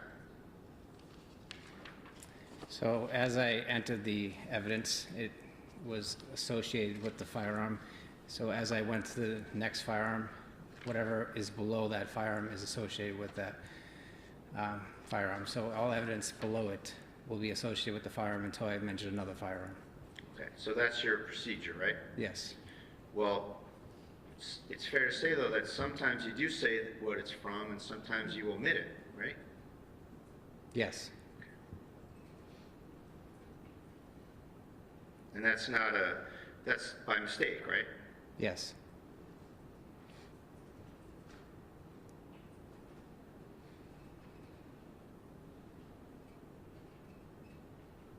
And then you have 1-9, which is another Glock 47. Last three serial number is 315, right? Correct. And that is associated with who? Is Officer Kelsey Miss Officer Fitzsimmons? Fitzsimmons? Yes. And then you have a box magazine 1-10, right? Correct. And you do write from that item in this particular instance, from Correct. 1-9, from Miss Fitzsimmons' firearm, right? Yes. And then you do two removable box style magazines from a vest carrier on the first floor. Yes. And it's fair to say that after item 1.8 from Michael Logan, that's the last reference to the chain of custody person you received items from, right? Correct. So from 1-9 to 115, you don't reference who you got the items from, right? Well, I physically recovered that evidence. Okay, so you had it Yes. from the scene, like from the floor or the bed or wherever? Correct. Okay. So these are things that you recovered? Yes. Okay.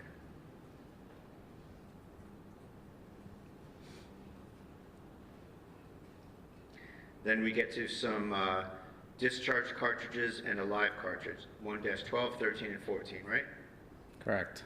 And they're all, as we went over, they're all head stamped the same, right? Yes.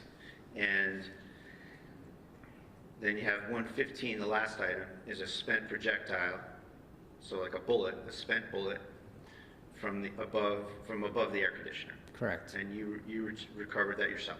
Yes. Okay. Now, with respect to the live cartridge, the discharge cartridge at 113 and the discharge cartridge at 114,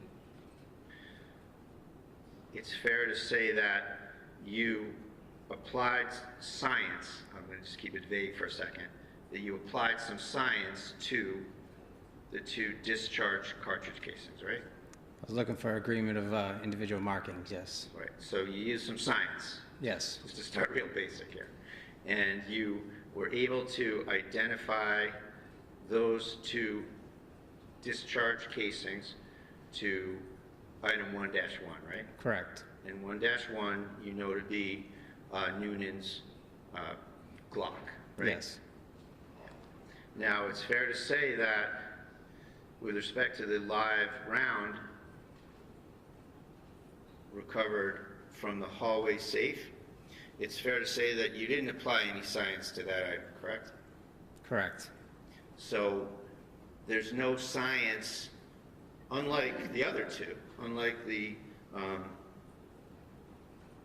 discharge casing in 114, the discharge casing in 113, unlike those, the live cartridge, there's no scientific basis for you to say what gun that came from, right? Correct. And it's fair to say that there were, and again, I'm not trying to find fault. Nobody asked you to apply any science to that item, right? Correct. So there were some various scientific methods that you could use to determine where that came from, right? There would be some markings if it was actually cycled through that weapon. Right. You're one step ahead of me. That was my next question. If that was cycled through a weapon, you would have, what, breech face markings? No, you would have what's called extractor markings, possibly ejector markings, as well as you may have magazine marks. Okay. And just to kind of bottom line it, that means that if someone had, if that cartridge was in the chamber of Ms. Fitzsimmons' weapon, and it was made safe by cycling it out, right? Correct.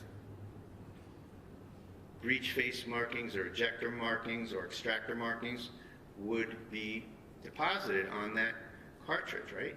Possibly, but not breech face. Breech face markings is part of the firing process. Okay, so what processes were available to figure that out? So you could have the extractor mark, which is holding that live cartridge in place. You'd have a magazine mark if it came from the magazine, if it was loaded in the magazine, and you'd have possibly an ejector mark. But a lot of times these cycling marks don't show up due to the fact that there isn't an explosion that happened, so it's not a exact way of looking at these markings. So you're looking at a piece of ammunition that could have been cycled, but there's no definitive amount of markings there to determine that, unless there was some type of defect or whatnot. And to figure that out, you got to look at it. Correct. And that didn't happen here, right? Correct. Nothing further. Okay. Read you back? Okay. All right, you may step down, thank you. And come up and call your next witness. Timothy Houston.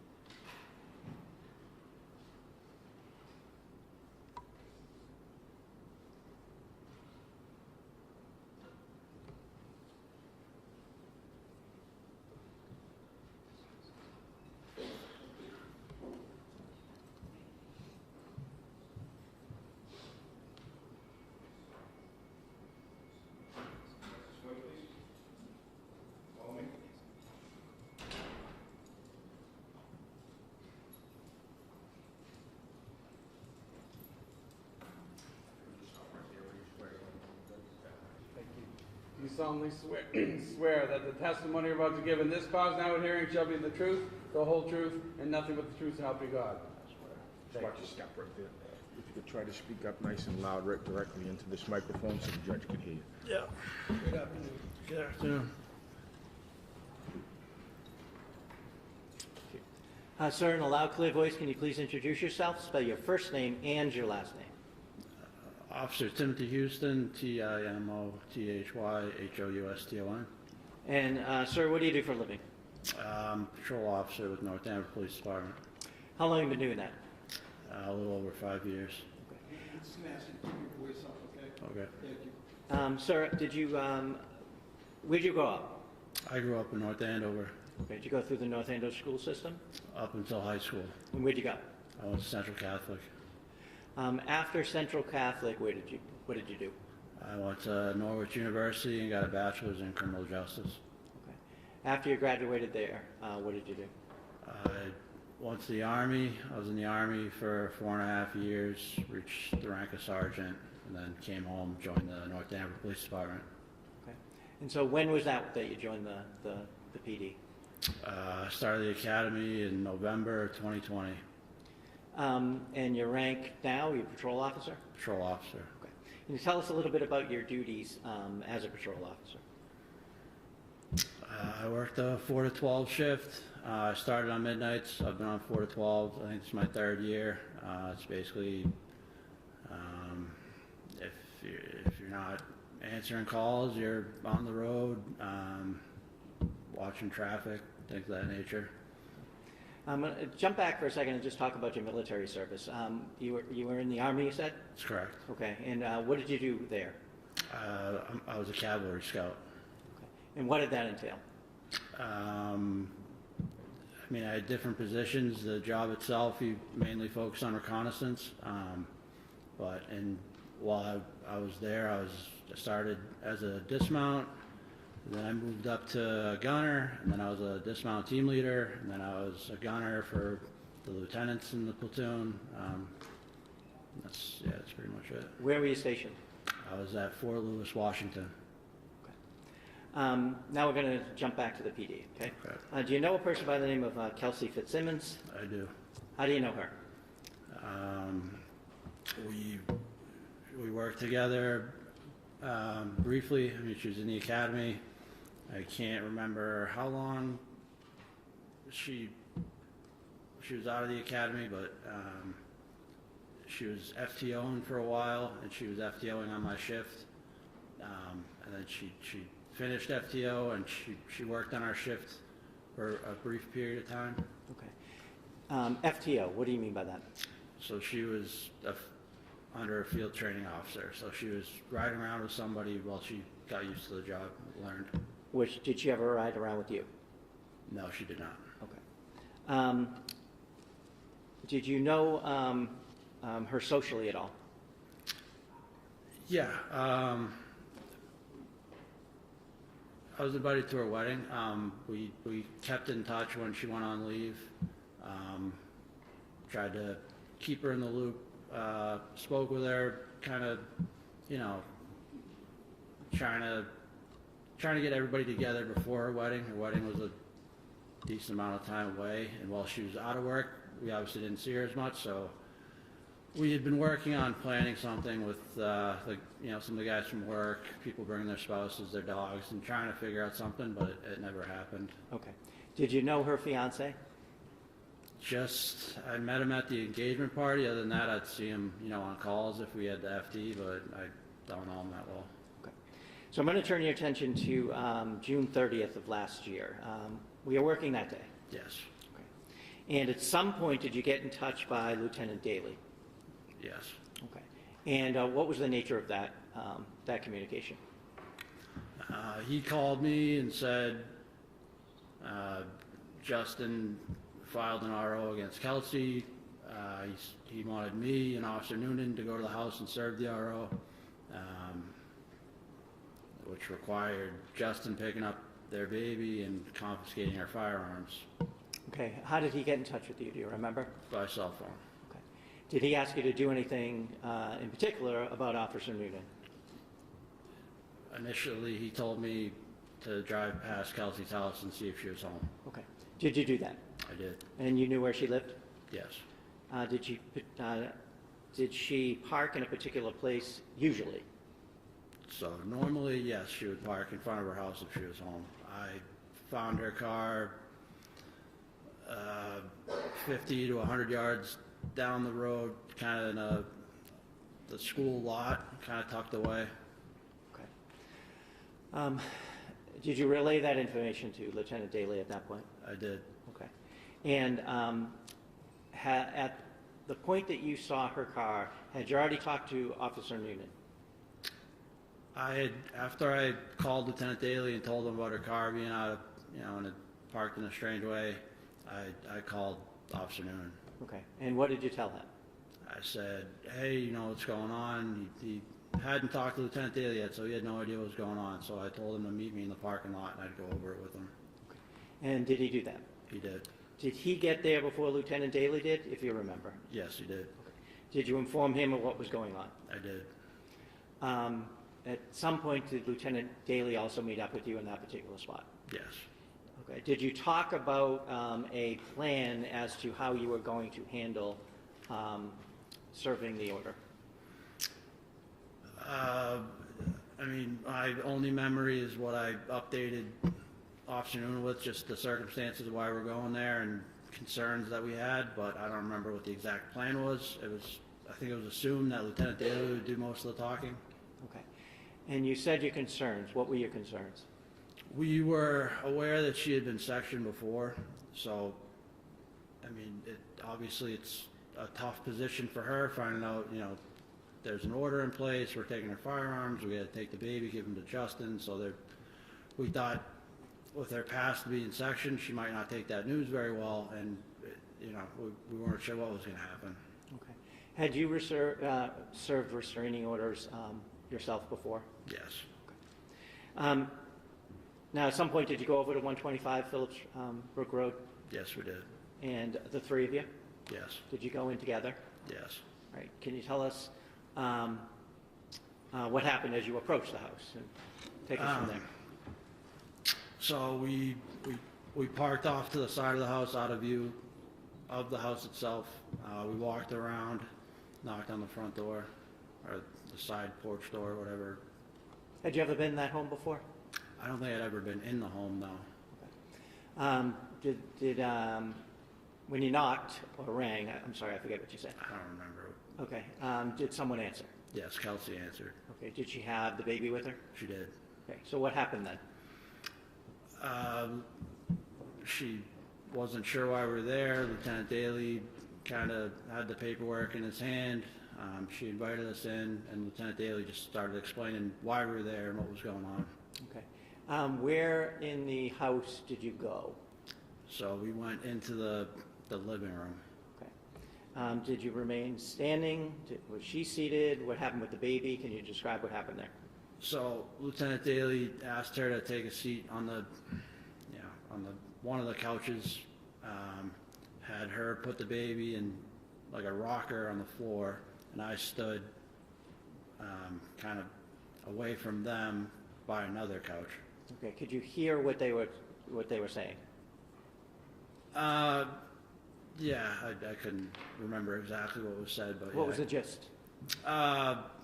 Justin filed this order.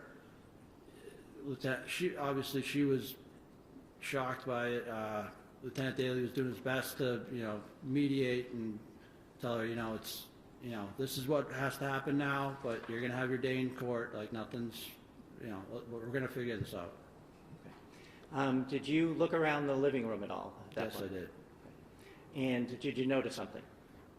Yes. So on the couch I was near, there was clothes everywhere, and I could see a handgun case sticking out. And before that, Lieutenant Daly had asked Kelsey where her firearms were, and she said they're in the basement. And while they were having that discussion, I saw the handgun case, picked it up, opened it, it was empty, and Kelsey reassured me that they were in the basement. Okay. So that was the second time she said they were in the basement? Yes. How soon after you got in there was that question asked about where the guns were, if you remember? Almost immediately. Okay. That was one of the first questions? Yes.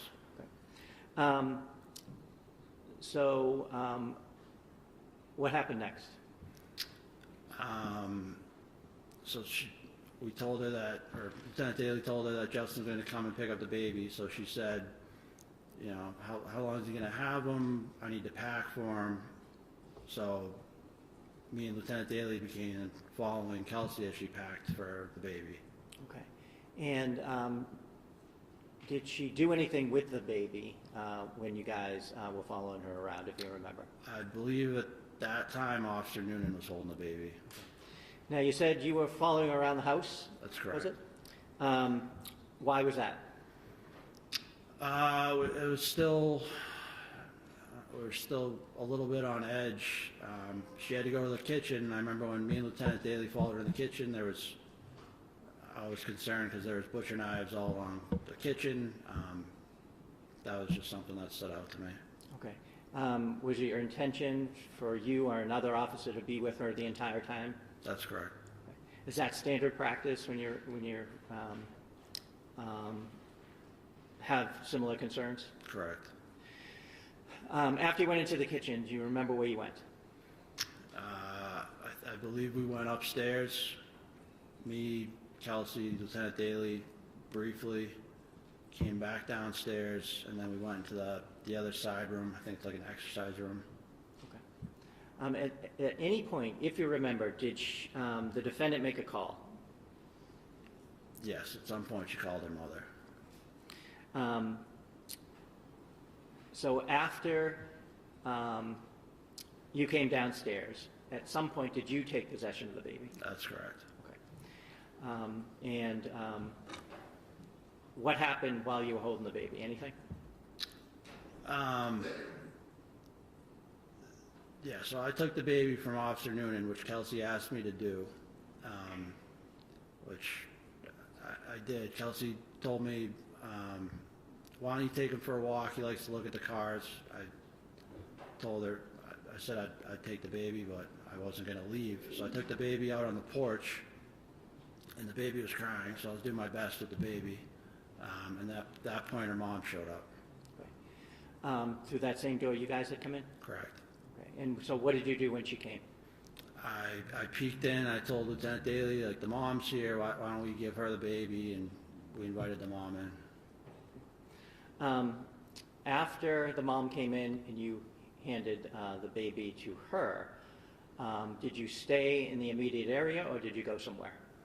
So once the mom came in, she was pretty upset with us, but Lieutenant Daly explained the situation to her. So at that point, me and Officer Noonan followed Kelsey upstairs so she could pack more things.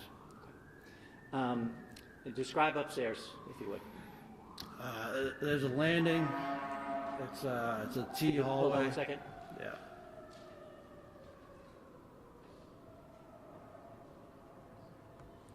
Okay. You go up the stairs, there's a landing, and there's a room off to the left and a room off to the right. And could you describe the room off to the left? It's got I believe it's the baby's room, has a crib in it. And how about the room to the right? That would be Kelsey's bedroom. Now,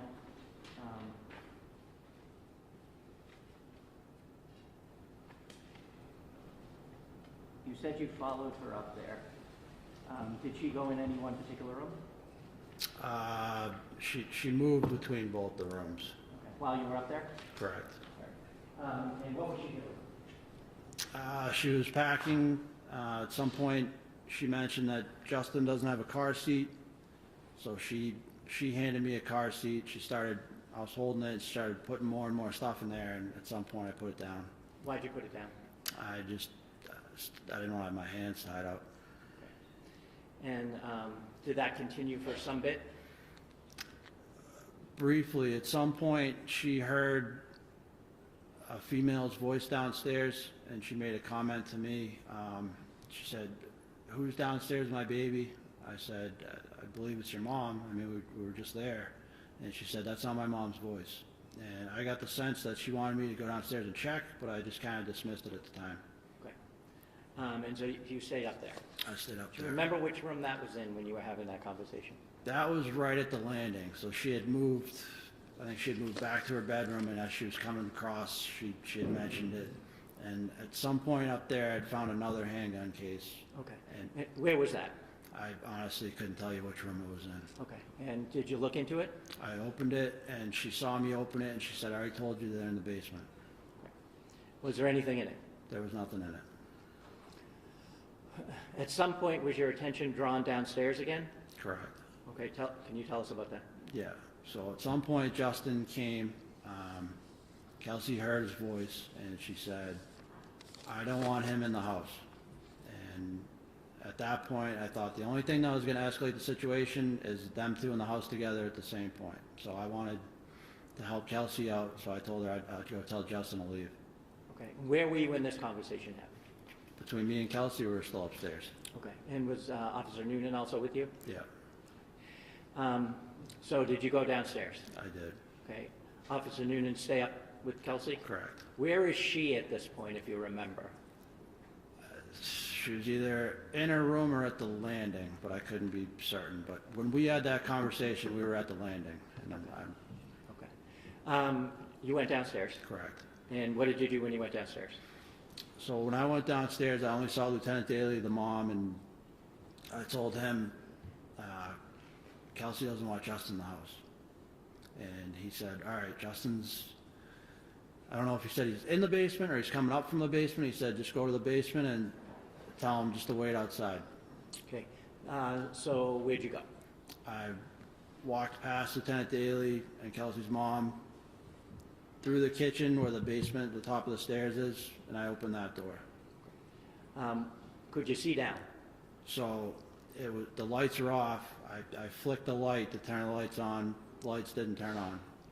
So Could you hear anything downstairs? I couldn't hear anything, and I remember after I flicked the lights on, they didn't go on, and I'm looking at a pitch black basement, I thought there was a chance I misheard Lieutenant Daly, and I just kind of stood there. I was like, I really don't want to walk down there if he's not down there, but I don't know how I was just kind of having like a moment where I wasn't sure whether or not to check with Lieutenant Daly. Okay. Did something happen at that point?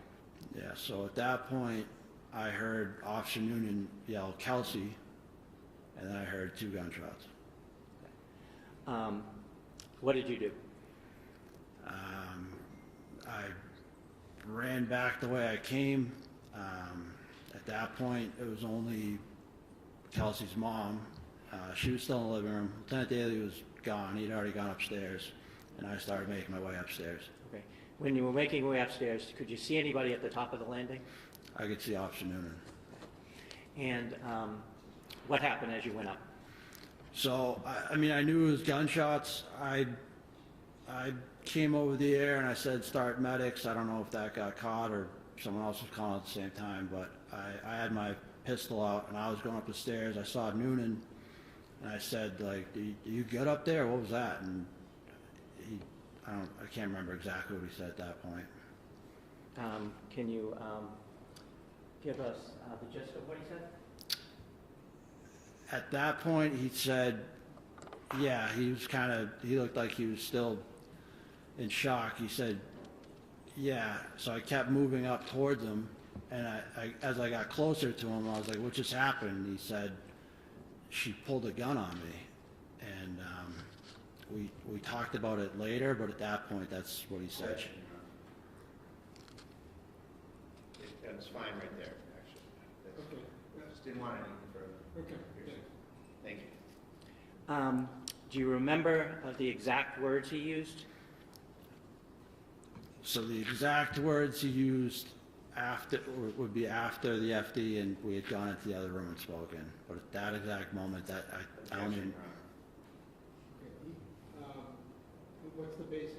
So I'm not, I guess it's a vague question because I don't know what he's referring to in terms of what conversation, how long is it after the incident, what's the demeanor, what's the purpose of it being offered for. There's a lot to unpack here. All right, well, what the answer was didn't include hearsay. It just was that I think it was something to the effect that later on they went in the kitchen, maybe he and Noonan and had a discussion, something to that effect, but the objection is overruled. So the fact of the discussion, I don't object to, but just any further, I'm trying to stop it from coming out. Okay.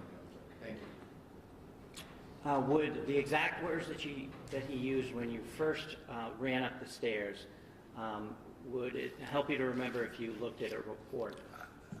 I know he did say she pointed the gun at me, pulled the trigger, and racked the slide. Whether it was right when I was moving up the stairs or once everything got situated, it was in that time frame, but I can't remember if it was exactly when I got to the top of the stairs or.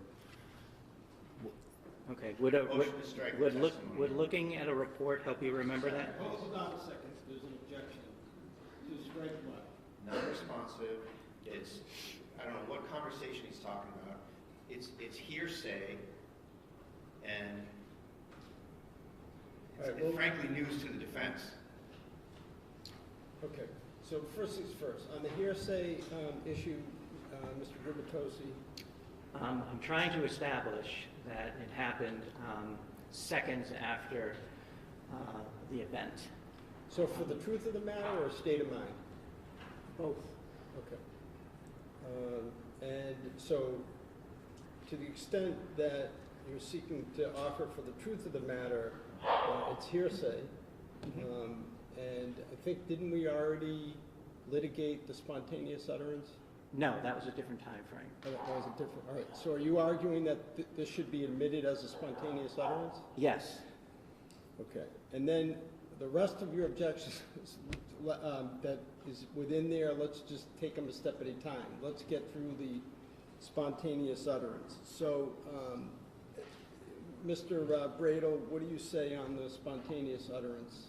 So I think there's certainly a lack of foundation, Judge, where there's been two different overlapping statements that are referenced here. I don't know where they're going back to here. It needs to be clarified foundationally what happened before the statement, how long after the shots it was, what were the circumstances of that particular first statement they want to try to use. So That's what I asked for. I agree with Mr. Bradel that it's the foundation right now, and it's not the witnesses, it's fault. The foundation right now, to me, is confusing because he's having trouble remembering which conversation. And I do understand that. That's why I'm looking to approach with the report. Okay. To refresh his memory, yes. All right, well, why don't you do that, and we'll take it a step at a time. Just going to ask you to look at the timing. Just so you know, for right now, I'm not going to strike the testimony because it can come in for state of mind. The issue is whether it comes in for the truth. Thank you.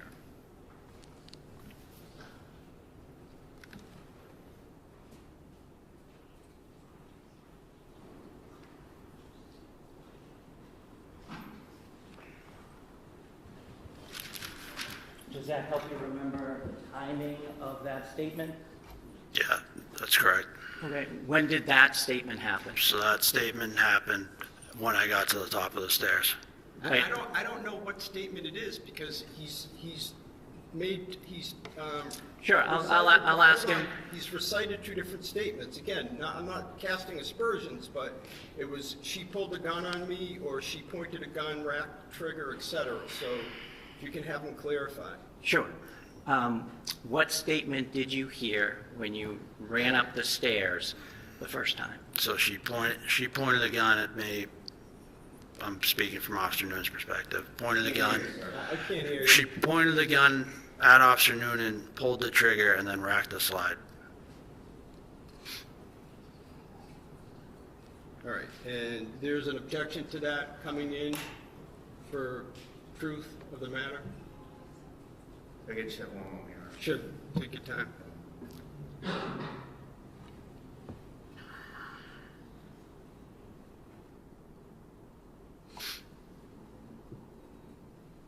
Judge, there's still a lack of foundation here, Your Honor.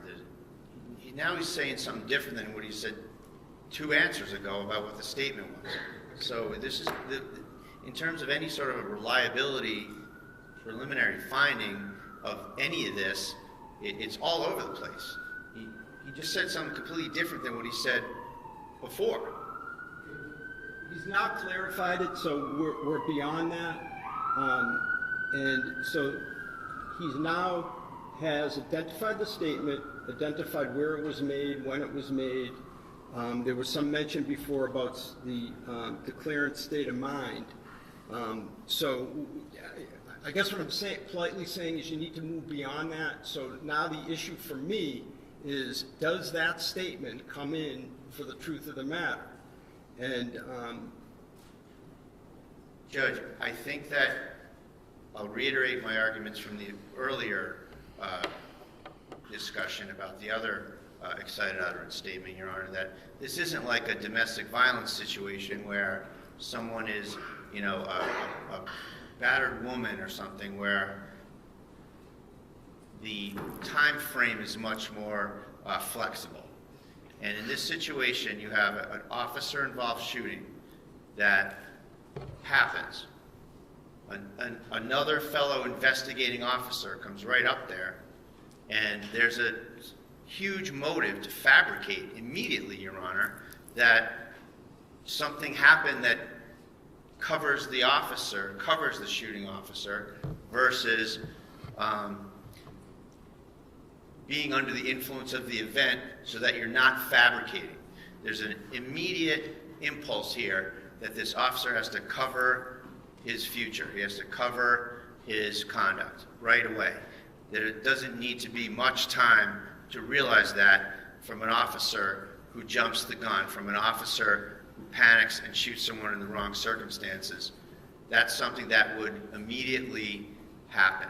And particularly where there's no surrounding corroboration, where there's no attempt by the government or no testimony from Noonan that this happened. This is something completely different, that the statement happened, I mean, Your Honor, that this interaction with Houston happened. There's extremely unreliable circumstances. If that really happened, Noonan would have testified to it. If that really happened, the government would have given me discovery on it. If that really happened, it would have been corroborated. So, all right, so the discovery, the lack of discovery or argument is a different matter. Anything else on, again, on just the Commonwealth's assertion that it qualifies as a spontaneous utterance? no, Your Honor, just the notion that it's not a domestic violence situation. It's a situation where the motive to fabricate immediately arises. Thank you. Okay, Mr. Gubitosi, anything further on that? This is exactly what the exception is for. It couldn't have been more immediate unless Officer Houston was standing next to Officer Noonan when it happened. He immediately heard the shots, immediately heard the yell, and ran up the flight of stairs that you've seen pictures of, and asked what happened, and got that response. So that's my answer to that. And as far as, I think I have to, since we're on the record, talk about a discovery violation. We're not there yet. Okay. We're not there yet. Okay. Okay, let's just take it a step at a time. All right, anything else? No, thank you. All right, so I'm going to sustain the objection, but for reasons different than Mr. Bradle articulated, and essentially for the same reasons that I stated yesterday to Attorney Moriarty, and that is that when I weigh the factors under Baldwin, I come out that it militates towards excluding it for the truth of the matter. It will come in for state of mind. We don't need to get to alleged discovery violations or any other reasons because I've sustained the objection. Unless you want to. I'd just like to put on the record, it was part of his recorded interview that they've had since the beginning. Okay. So. All right. Now, sir, after you heard Officer Noonan tell you that she pulled out a pistol, pulled the trigger, and racked around, where did you go? At that point, I was at the landing. I looked in, and I saw Kelsey on the ground, and I saw Lieutenant Daly over. Okay. What was he doing? Anything? It looked like he was kind of evaluating them. I asked either Noonan or Lieutenant, I said, where's the gun? I believe I asked Noonan, and he motioned away from Kelsey, so that stopped being my concern.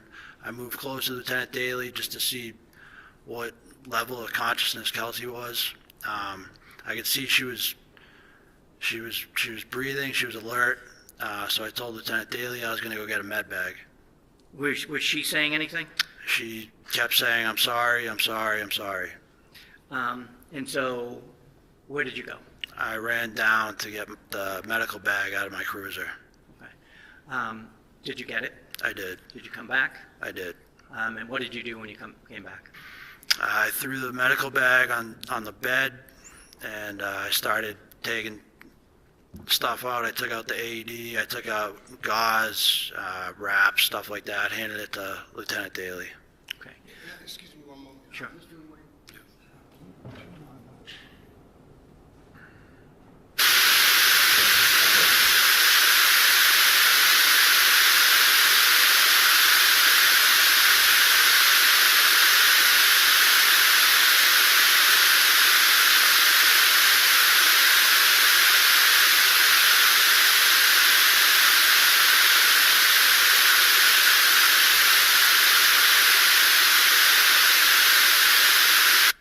Thank you, all set.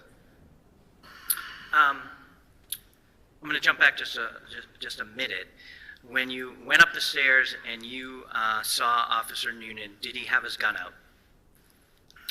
Are we talking about when I came up with the med bag or before that? First time. First time, he had it out.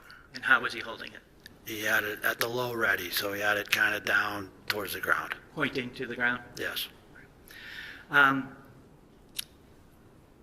Do you see Kelsey Fitzsimmons in the courtroom here today? I do. Can you point to her and describe an article of clothing she's wearing? She's wearing like a beige sweater. May the record reflect she's identified the defendant? It may. Thank you. I have nothing else. Okay. Cross-examination?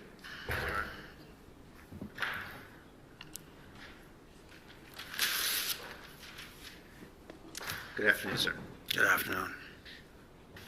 You said that Ms. Fitzsimmons initially exhibited a lack of certainty, or that she was unsure why you were there, correct? Correct. And how was that manifested? She just looked surprised. Her eyes were wide. She didn't, I guess that's the best way I could describe it. Now, you were with her for a good amount of time during this interaction, right? Correct. And it's true that she tried to kind of get you away from her a couple of times? That's what I believe, yes. She gave you the baby and said maybe go out on the porch and take him for a walk? Correct. And then she also tried to put some things in your hands and asked you to take them downstairs? She didn't ask me to take them downstairs. She just put them in my hand. And where did that occur? On the landing. Upstairs? Upstairs.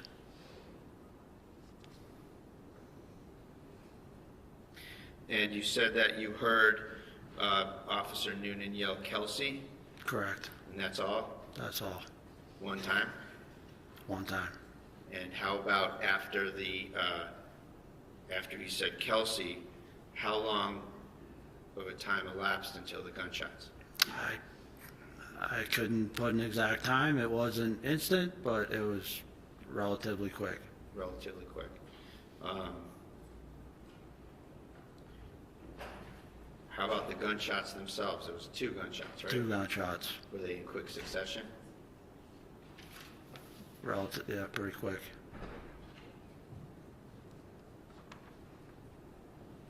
And you said that Ms. Fitzsimmons said, "I'm sorry, I'm sorry." Correct. Did she say, "I'm sorry, I tried to kill myself"? She did not say that. Just, "I'm sorry"? I'm sorry. 3 times. Now, was there a plan before this to section Kelsey? No. You mentioned that you had known that she was sectioned before, right? Correct. And that was several months prior, wasn't it? I don't know exactly when it was. Okay, so it's fair to say that you don't really have any grasp of the details of that incident, do you? I do not. And you don't know whether it had anything to do with the police or not, do you? I know there was police there, but I don't know the circumstances of what happened. Okay, so you don't know how long it was? No. And you don't even know whether she was in fact accepted as a Section 12 commitment, do you? No idea. And so, do you know the difference between having forms filled out to be looked at under Section 12 versus being accepted and committed under Section 12? Yeah, so I didn't want to, like I said, I was invited to her wedding. I was friends with Kelsey. No, that's not my question. Okay. I asked you some stuff about Section 12. I know if you get sectioned, you're going to be there for probably 72 hours, and you can't leave. And do you have any idea whether that happened in March? I have no idea. So it's fair to say that other than kind of the notion floating around in your department that she was sectioned, you really have no information whatsoever about it, isn't that right? No, I didn't want to know.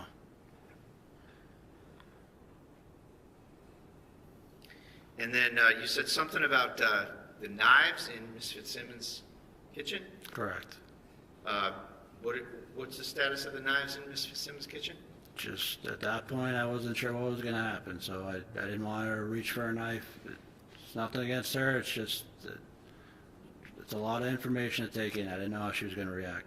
Okay, so was there something strange about the knives that were in her kitchen? No, it's just a weapon in the kitchen. So when you're serving one of these things, anything can be a weapon, right? Any normal household product item can be a weapon, right? I wouldn't say anything. A lot of things. How about that? Yeah, let's go with that. And in this case, there were knives in her kitchen. Is there anything more to it than that? No, that's it.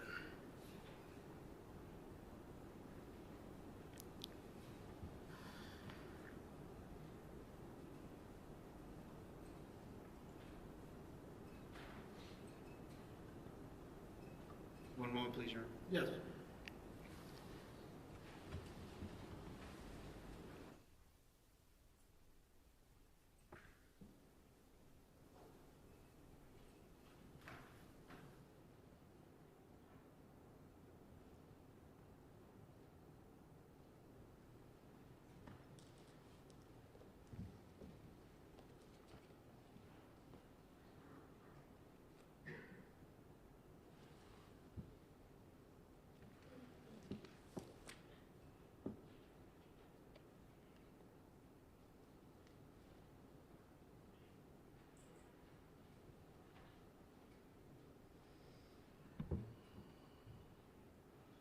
Thank you. Nothing further. Okay.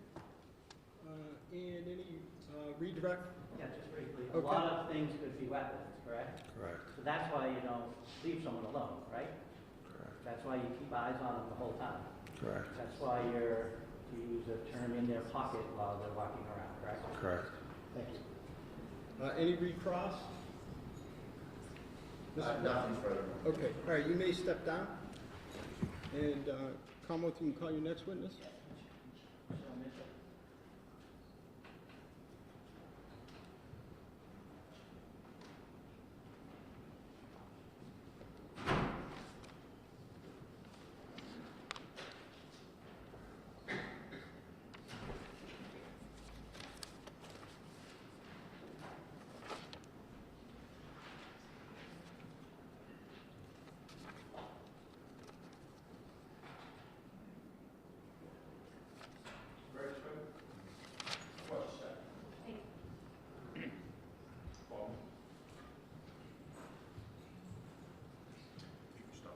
Mitchell. Could you raise your right hand? You solemnly swear that the testimony you're about to give in this cause now at hearing shall be the truth, the whole truth, and nothing but the truth so help you God. Yes. Thank you. Step up right here. Try to keep your voice up nice and loud. Speak directly into this thing. Pull your chair out. So the judge can hear you. Okay. How are you? Good afternoon. How are you? Good, thank you. All Hi, set. ma'am. Could you please state your name, spell your first name and your last name? Yes. My name is Michelle Mitchell. Michelle is M-I-C-H-E-L-L-E. Last name Mitchell, M-I-T-C-H-E-L-L. And what town do you live in? I live in Ipswich, Massachusetts. What do you do for a living?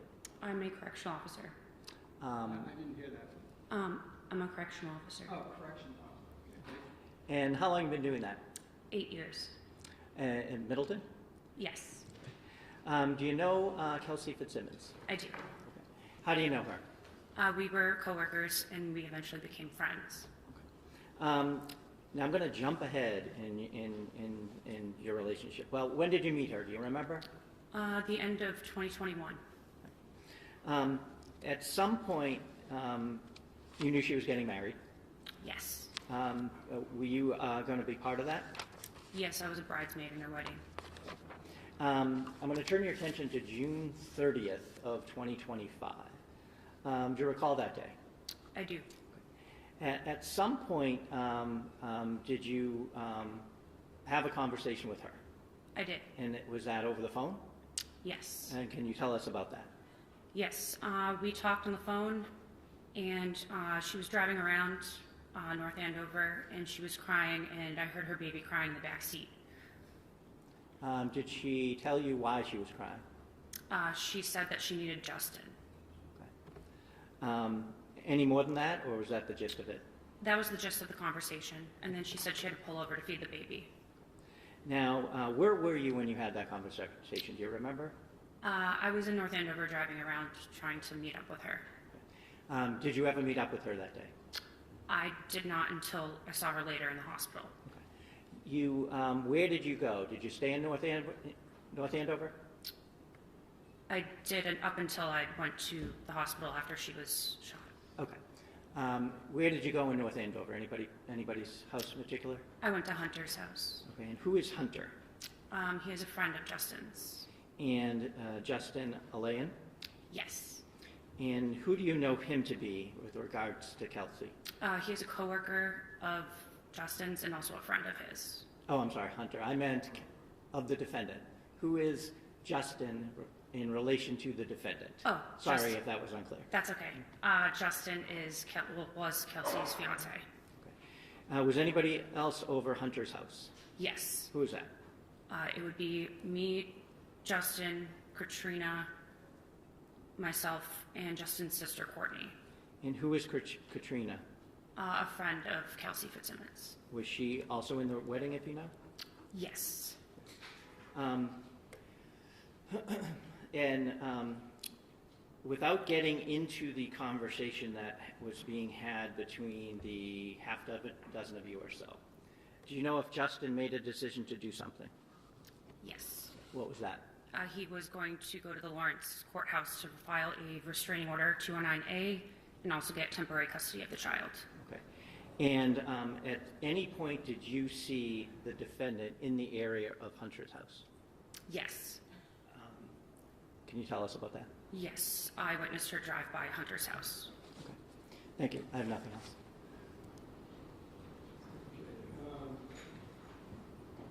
Ross? Yes. Good afternoon, Ms. Mitchell. Good afternoon. Just a couple questions. You said that you spoke with Kelsey on 6/30/25, That is correct. and she told you that she was driving around. She said that she was meeting Justin, right? No, she was not meeting Justin. Did you say needing Justin? I thought you said meeting. I did. Wasn't she going to meet Justin? That was what I understood from Justin, but she didn't tell me that on the phone. Okay, she said that she needed Justin?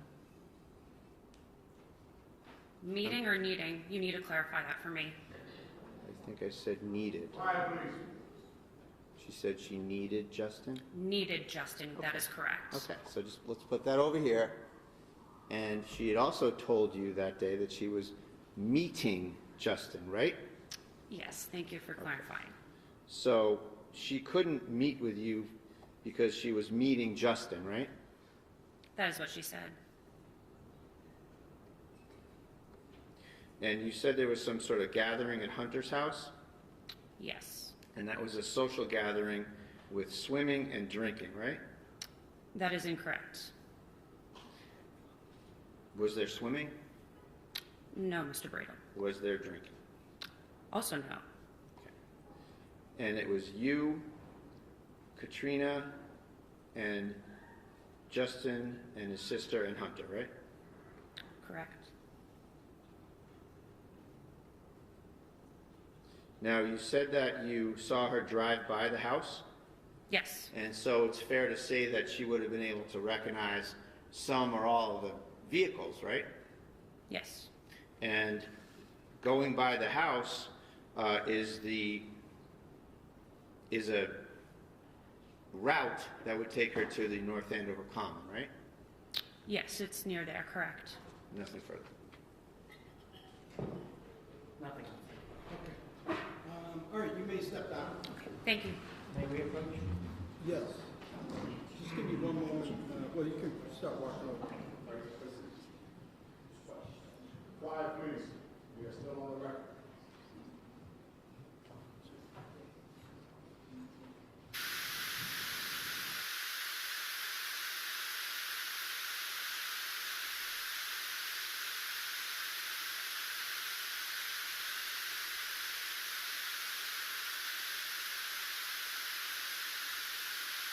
Continue in open court. Mr. Brado, we were discussing, why don't you give me an update on the potential for a view? Yes, Your Honor, thank you. We did get some kind assent from the folks that live there, and it's something that we can do. And I would say that, you know, in a bench trial situation, we're speaking directly to the fact finder, and we have moved for the view. In the final analysis, I rely on the court's discretion and Your Honor's discretion as to whether a view in the final kind of look at things is helpful to the fact finder. So that's our position on that, and we think that judge will be in a position to end the defense case probably by the end of the day tomorrow, or in the afternoon tomorrow. Okay. All right, and as for, so would the view occur tomorrow? I think so, Your Honor, that if that's the case, we could do it tomorrow, or we could do it after the defense case. Okay, and Commonwealth, what do you say? Take no position. Well, here's the thing. You take no position, but as I kidded with you earlier, we're gonna need your resources. Sure, no, I'll take no Okay, position. I leave it up to you whether you think you need one. We would absolutely assist in any way we can. Okay, so here's the thing. I'm not going to take a position on whether I need one or not. What I'm going to do is allow the motion. You've requested it, and go there with an open mind. And thank you. We'll treat it like a view with the jury. You folks can point out things to me that you'd like me to remember. It will become part of the evidence like it is in a jury trial, you know, my observations, and the issue. I just need, I'd like to take a short break to just meet with the court staff, Mr. Wayne, and our court officers just on the procedures that we'll use. As I told you at sidebar, I've never done a view in a bench trial. It's not something that we typically do, but I'm all for it. I want to talk with my staff for a few, not my staff, the staff, for a few moments, so that I can come back and we can perhaps get some planning done as well. Okay. So let's just take even a 5-minute break, and Mr. Wayne and our chief and our assistant chief, if I could talk. The matter, all counsel and the defendant are present. Okay. All right. So formally, the motion for review is allowed, and I've met with our court officers and Mr. Wayne. So let me just specify who's going to be present. I'm going to assume that the three groups, the Commonwealth, the defense, and the court staff, will go there in separate vehicles.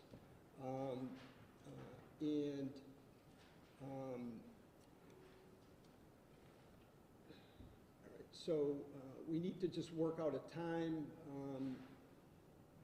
and also, frankly, we have to work out. So let me back up.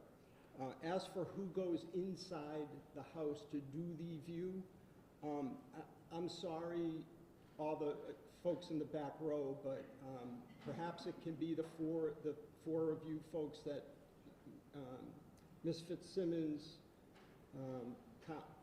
counsel, the trial counsel that have been here, Attorney Coakley, Attorney Bradle, and your paralegal. And I'm sorry, he said your Mr. Bradle has told me your name 6 times, and I just keep forgetting. But I don't mean any disrespect to the other attorneys, but I can already tell from the photographs it's a small house, and then on the court side it will be myself, Mr. Ruane, our court monitor, if you'll be available, and some court officers. We'll take our own vehicle. I would ask that there be some kind of police escort for us so that we can do this quickly. And I'll also tell the media and our audience that this is not something that you folks will be this is not going, you will not, no one else will be inside that house or really within some yardage or footage of the house. I need to figure out what that would be, other than the folks that I've mentioned. Defense counsel, Ms. Fitzsimmons, the court staff, and the prosecutors. So I'd ask that the North Andover police, I'll give you some kind of a distance. I need to think about it, but that the North Andover police do what is or the state police do what they usually do during a view, which is typically shutting down the street or area to make sure that we can accommodate quick movement through there. All right, so that's where we're at. So I would just ask you folks to just work out a time. Let our either chief court officer, assistant chief court officer, Mr. Ruane know the time that you want to go, and then what we'll do is if we're in the middle of a witness's testimony, we'll just break, go on the view and come back. And again, the expectations at the view will be just like we do during a jury trial. The attorneys it will be on the record in the sense of it will be recorded. Is that not live, but recorded? What? It's a handout, right? So it won't be live, but it will be recorded, so there's a record of it. And the attorneys, like in a jury view, will just point out locations inside the home that you'd like me to, and even outside the home that you'd like me to make note of. All right, and we will go from there. Anything else? We spoke. We anticipate Thursday morning. Just to give you a heads up, we need a little time to. Oh, okay. All right, that makes sense. You anticipate Thursday morning. Okay, that's time. Just let her. Okay. All right. And does that work for you folks? Okay. All right. Okay, that makes sense. So tomorrow, the Commonwealth may or may not have a witness.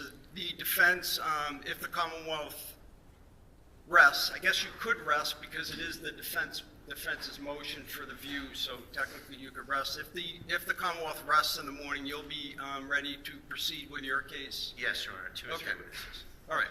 All right. Excellent. And then we won't obviously get to closings until after the view. So if we're on target, end the evidence tomorrow, we can. That can happen on Thursday. All right. All right. And one other thing. I've only done this once, this trial. I always have these false alarms when I'm ready to leave, and that is that, as I said, I'd like to get some agreement on the law that you want me to apply. All right. So, or at least maybe not agreement, consensus. All right. So you can do that in the way of proposed jury instructions, just a memo, whatever you want to do is fine. Okay. All right. Thank you. We'll stand in recess. All right. stands in recess. Please remember, when you exit the courtroom, there is another session that's up and running. Thank you. Yeah.